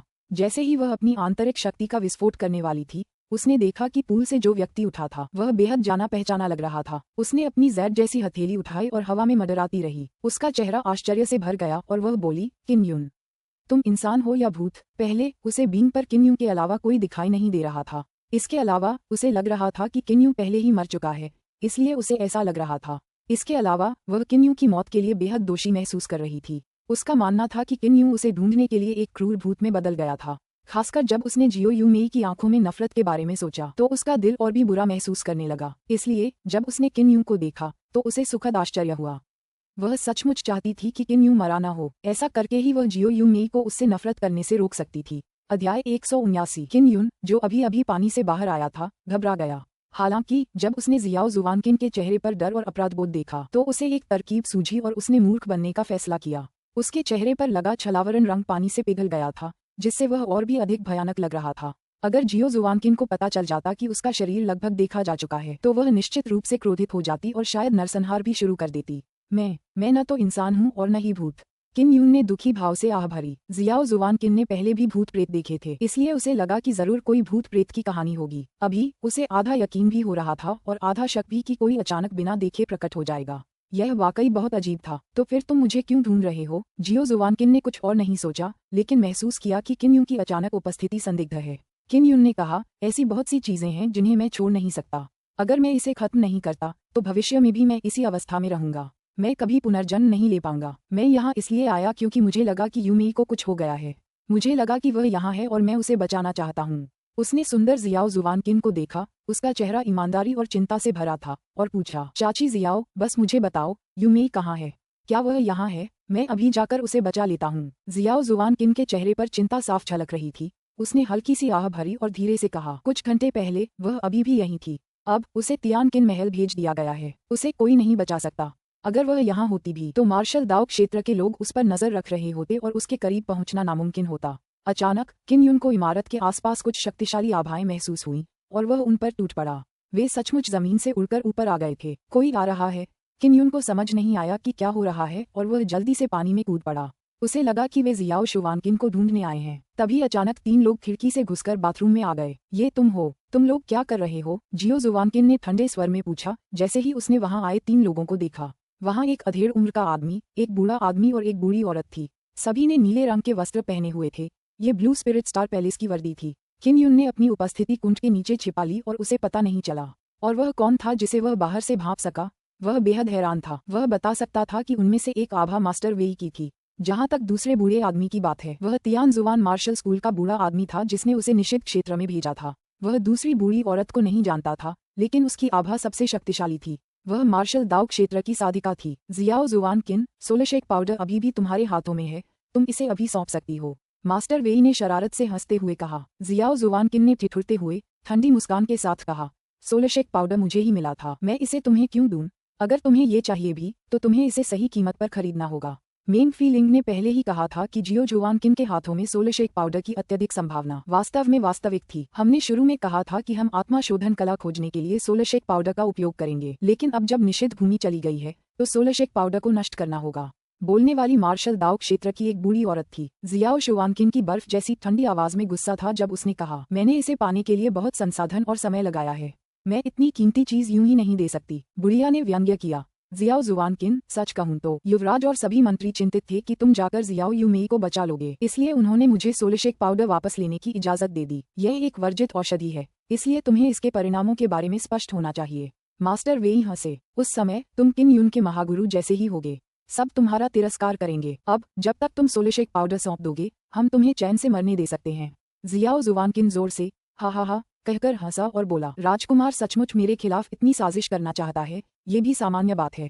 अपने फायदे के लिए वह अपनी बहन को भी बेच देगा। चाची की तो बात ही छोड़िए। किन यून ने मन ही मन आह भरी।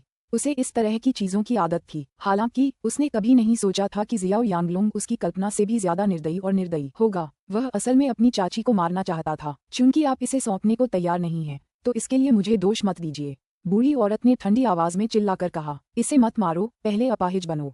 पहले मुझे इसका पूरा आनंद लेने दो। इस खूबसूरती को बर्बाद मत करो। मास्टर वेई ने बुरी तरह मुस्कुराया। जियो जुवानकिन की तो बात ही छोड़िए, यहाँ तक कि किम यून भी यह सुनकर क्रोधित हो गया। जियो जुवानकिन की अभिव्यक्ति बेहद बदसूरत हो गई क्योंकि उसने अचानक अपना हाथ लहराया और बड़ी मात्रा में सफेद पाउडर बिखेर दिया। पाउडर तेजी से कमरे में फैल गया और मास्टर वेई तथा अन्य 2 को घेर लिया। ये सोलशेक पाउडर है। बूढ़ी औरत चौंक कर चिल्लाई और उसने अपना एक हाथ जियाओ जुवानकिन की ओर उछाला, जिससे वह दीवार पर जा गिरी। अभी अभी मास्टर वेई ने जियो जुवानकिन के शरीर में कुछ जहरीली सुइयां फेंकी थीं। जियाओ जुवानकिन की आत्मा नहीं हिली क्योंकि वह उसकी ओर नहीं तैरी, बल्कि उसे एक मार्शल दाओ बुढ़िया की हथेली से चोट लगी और एक जहरीली सुई भी लगी, जिससे उसका पूरा शरीर जमीन पर गिर पड़ा। यहाँ तक कि मार्शल दाओ क्षेत्र के लोग भी जमीन पर पड़े रहने के अलावा कुछ नहीं कर पा रहे थे। उनके लिए खड़े होना भी मुश्किल हो रहा था। मास्टर वेई कुर्सी पर बैठ गए और मुश्किल से बोल पा रहे थे, चिंता मत करो। हालांकि सोलशेक पाउडर एक वर्जित गोली है, लेकिन इससे तुम्हारी जान नहीं जाएगी। दूसरी ओर अगर उस कुतिया को मेरी सुइयों से जहर लग गया तो वह जरूर मर जाएगी। किन यून ने पानी से हाथ बढ़ाया और एक वायु ताबीज फेंका, जिससे आत्मा को हिला देने वाला पाउडर बिखर गया। क्या हो रहा है? तियान जुवान मार्शल स्कूल का बुजुर्ग घबरा गया और जल्दी से चिल्लाया, किन यून जल्दी से पानी से बाहर कूदी और जियाओ जुवानकिन के पास गई। उसकी त्वचा पहले ही काली पड़ चुकी थी और वह बेहद कमजोर थी। उसे जहर बहुत ज्यादा लग रहा था। एक नज़र में ही वह बता सकता था कि यह वही जहर था जो पिता पुत्र डिंग तियानचुन पर इस्तेमाल किया गया था। उसे ठीक करने के लिए रंगहीन फल की जरूरत थी। उस समय जब उसने वेई जुवानकुन को मारा था तब उसे काफी रंगहीन फल मिले थे। उसने जल्दी से 2 रंगहीन फल निकाले और उन्हें जियाओ जुवानकिन के मुंह में ठूंस दिया।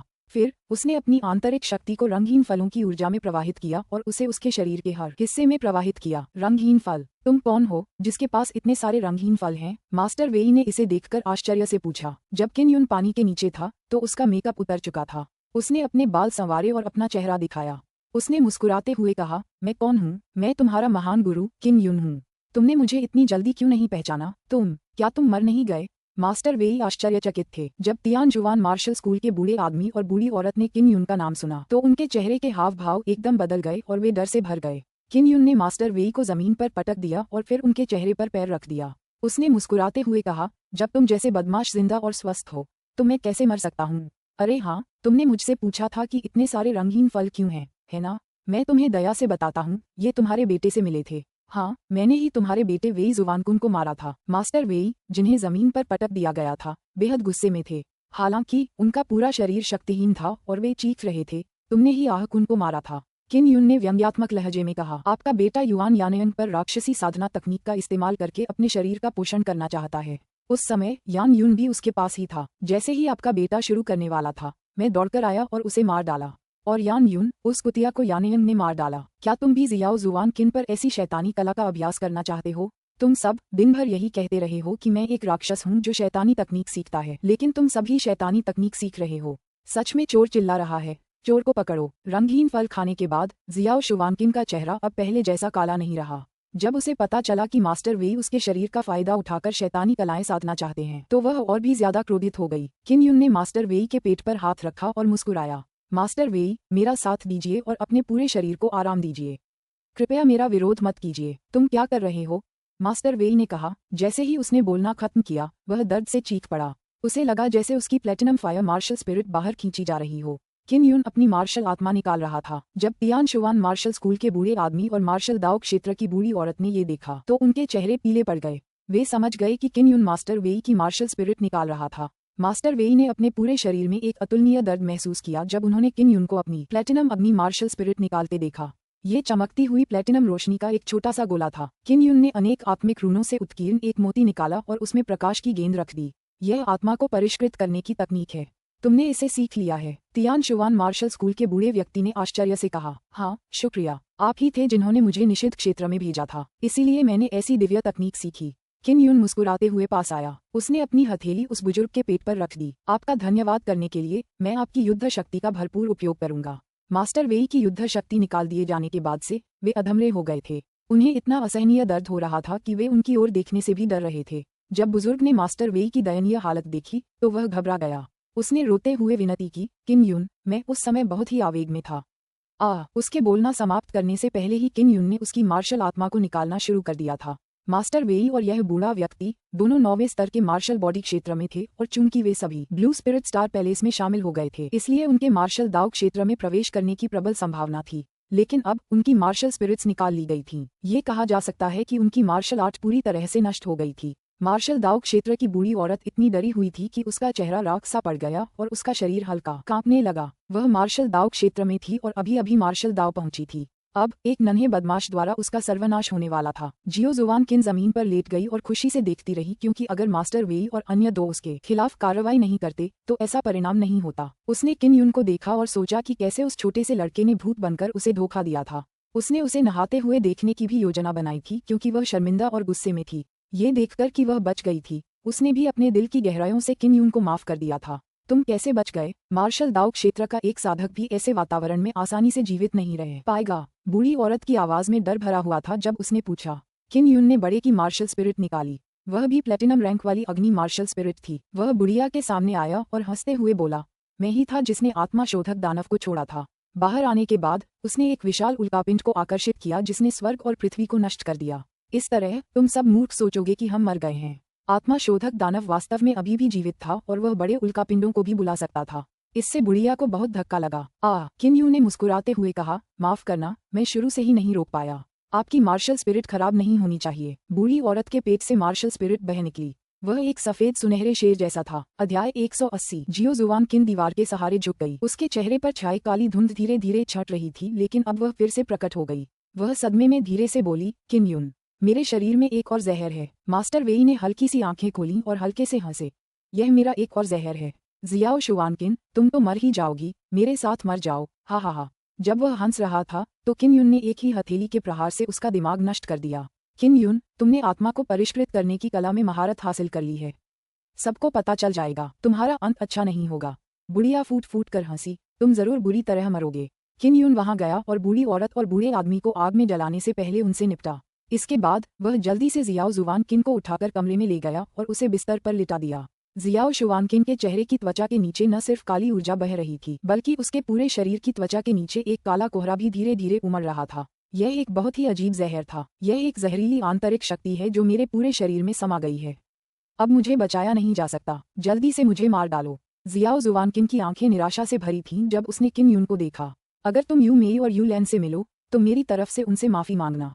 किम यून ने अपनी आंतरिक शक्ति उसके शरीर में प्रवाहित की और कहा, ऐसी बकवास मत करो, तुम जरूर ठीक हो जाओगी। आंतरिक बल अंदर मत भेजो, ये तुम्हारे पूरे शरीर को संक्रमित कर देगा। जियो जुवानकिन बेहद कमजोर थी और उसने चिंतित होकर धीरे से पूछा।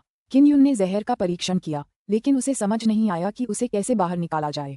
वह संक्रमित नहीं हुआ। उन्होंने पाया कि विष शक्ति उनकी आंतरिक शक्ति के माध्यम से प्रवेश करने की कोशिश कर रही थी, लेकिन उनकी ब्लैक सन आंतरिक शक्ति ने उसे पीछे धकेल दिया। मेरे काले सूर्य की आंतरिक शक्ति में एक प्रबल चूषण शक्ति है। हो सकता है कि यह इस विष शक्ति को सोख ले और मुझे जहर न लगे। उसका हृदय धड़क उठा और उसने जल्दी से काले सूर्य की आंतरिक ची को अपनी हथेलियों पर फैला दिया। फिर उसने उसे जियाओ जुवानकिन की भुजाओं पर चिपका दिया और धीरे धीरे उसकी हथेलियां हिलाईं और पाया कि जैसे ही वह अपनी हथेलियां हिलाएगा, काली ऊर्जा निष्क्रिय हो जाएगी। ये देखकर कि यह प्रभावी था, उसने जल्दी से जियो जुवानकिन की हथेली में एक छोटा सा छेद कर दिया और उस छोटे से छेद से काले जहर को बाहर निकाल दिया। काली गैस बाहर निकालने के बाद उसकी बाहें जैड जैसी सफेद हो गईं। हालांकि यह ज्यादा देर तक नहीं चला, इससे पहले कि काली गैस की एक और लहर उसकी बाहों में घुस गई। जहर की सुई अभी भी तुम्हारे शरीर पर है, इसमें कोई आश्चर्य नहीं। किम यून ने दांत पीसते हुए कहा, चाची जियाओ, अगर मैंने तुम्हें ठेस पहुंचाई हो तो मुझे माफ कर देना। मैं तुम्हें बचा रहा हूँ। भले ही जियो जुवानकिन अनिच्छुक थी, वह कुछ नहीं कर सकती थी, वह केवल अपनी आंखें बंद कर सकती थी। किम यून ने अपनी मानसिक ऊर्जा का उपयोग करके दिव्यशाही कला को सक्रिय किया और उसकी छाती से जहर की सुई निकाली। फिर उसने दिव्यशाही कला का उपयोग करके जियाओ शुवानकिन के शरीर में मौजूद जहर की आभा को काले सूर्य की आंतरिक क्यूई की विशेष चूषण शक्ति से घेर लिया। जहरीली आभा जियाओ शुवानकिन के पूरे शरीर में व्याप्त थी, इसलिए किम यून को उसके शरीर के हर हिस्से से जहरीली आभा को बाहर निकालना पड़ा। समय समय पर वह उसकी त्वचा और पूरे शरीर को छूता। यह एक स्त्री के प्रति बेहद अपमानजनक था। 1 घंटे बाद किम यून ने देखा कि जियाओ शुवानकिन का चेहरा जेड की तरह सफेद हो गया था और उस पर खून के निशान थे। उसने राहत की सांस ली और फिर उसे कंबल से ढक दिया। आंटी जियाओ, मैं किम यून भगवान की कसम खाता हूँ कि मैं अभी जहर का इलाज करने की पूरी कोशिश कर रहा था। मेरा कोई बुरा इरादा नहीं है, किम यून ने गंभीर भाव से कहा। बिस्तर पर पड़ी उस दुर्बल सुंदरी को सीधे देखने की उसकी हिम्मत नहीं हुई। हालांकि उसने ऐसा कहा, उसने अभी जियाओ जुवानकिन को नाराज नहीं किया। वह शुरू से आखिर तक बेहद सावधान रहा और जानबूझकर जियाओ जुवानकिन के संवेदनशील हिस्सों को नहीं छुआ। तुम तो बस मुझे नहाते हुए देखना चाहते थे। जियो जुवानकिन ने नाक भान से कोड़ी। नहीं, मैं किम यून इसे स्पष्ट रूप से समझा नहीं सका। जियाओ जुवानकिन ने अपनी थोड़ी ताकत वापस पा ली। अभी अभी वह लगभग मर ही गई थी, इसलिए अपनी जान बचाने के लिए वह किम यून की बहुत आभारी थी। इसके अलावा जब किम यून ने उसके शरीर को छुआ तो उसने उसके कपड़ों के ऊपर से छुआ। हालांकि पीछे मुड़कर सोचने पर उसे बहुत शर्मिंदगी महसूस हुई, खासकर जब किम यून ने उसके गुप्तांगों को कई बार छुआ था। मैं जा रहा हूँ, तुम जल्द ही ठीक हो जाओगी। मुझे डर है कि जब तुम ठीक हो जाओगी तो मुझे मारोगी, किम यून ने चिंता से कहा। आखिरकार जियो जुवानकिन अभी भी अपने 30वें दशक में थी, इसलिए वह निश्चित रूप से एक बहुत ही पवित्र महिला थी। जैसे ही किम यून जाने वाला था, जियो जुवानकिन ने धीरे से चिल्लाया, रुको, मैं अब और इंतजार नहीं करूंगी। अगर मैं और इंतजार करूंगी तो तुम मुझे पीट पीट कर मार डालोगे। किम यून ने व्यंग्यात्मक मुस्कान के साथ कहा, मैं तुम्हें क्यों मारूंगी? तुमने मुझे 2 बार बचाया था, इसके अलावा तुमने मेरे साथ कुछ भी नहीं किया। बेशक तुम ये बात किसी और से नहीं कह सकते, जियाओ जुवानकिन ने धीरे से और नर्म लहजे में कहा। किम यून बिस्तर पर जाकर बैठ गया। उसने पूछा, आंटी जियाओ, पहले आप आराम कर लें, आपके उठने के बाद हम बात करेंगे। अभी कुछ समय पहले वह जहर को बाहर निकालने के बारे में बेहद गंभीर था और अब जब उसने इतने करीब से जियो जुवानकिन के सुंदर रूप को देखा तो वह अपने दिल में उसकी प्रशंसा करने से खुद को रोक नहीं सका। जियो जुवानकिन ने धीमी आवाज में कहा, मैं लगभग ठीक हूँ, पहले तुम घूमो, मैं अपने कपड़े बदलने जा रही हूँ। किन यून ने जल्दी से अपना शरीर घुमाया। जब जियाओ जुवानकिन ने अपने कपड़े बदले तो वह किन यून के साथ हुई सारी घटनाओं को याद किए बिना नहीं रह सकी। सबसे पहले कहा गया था कि उसकी युद्धप्रिय आत्मा मर चुकी है और उसे खत्म मान लिया गया है।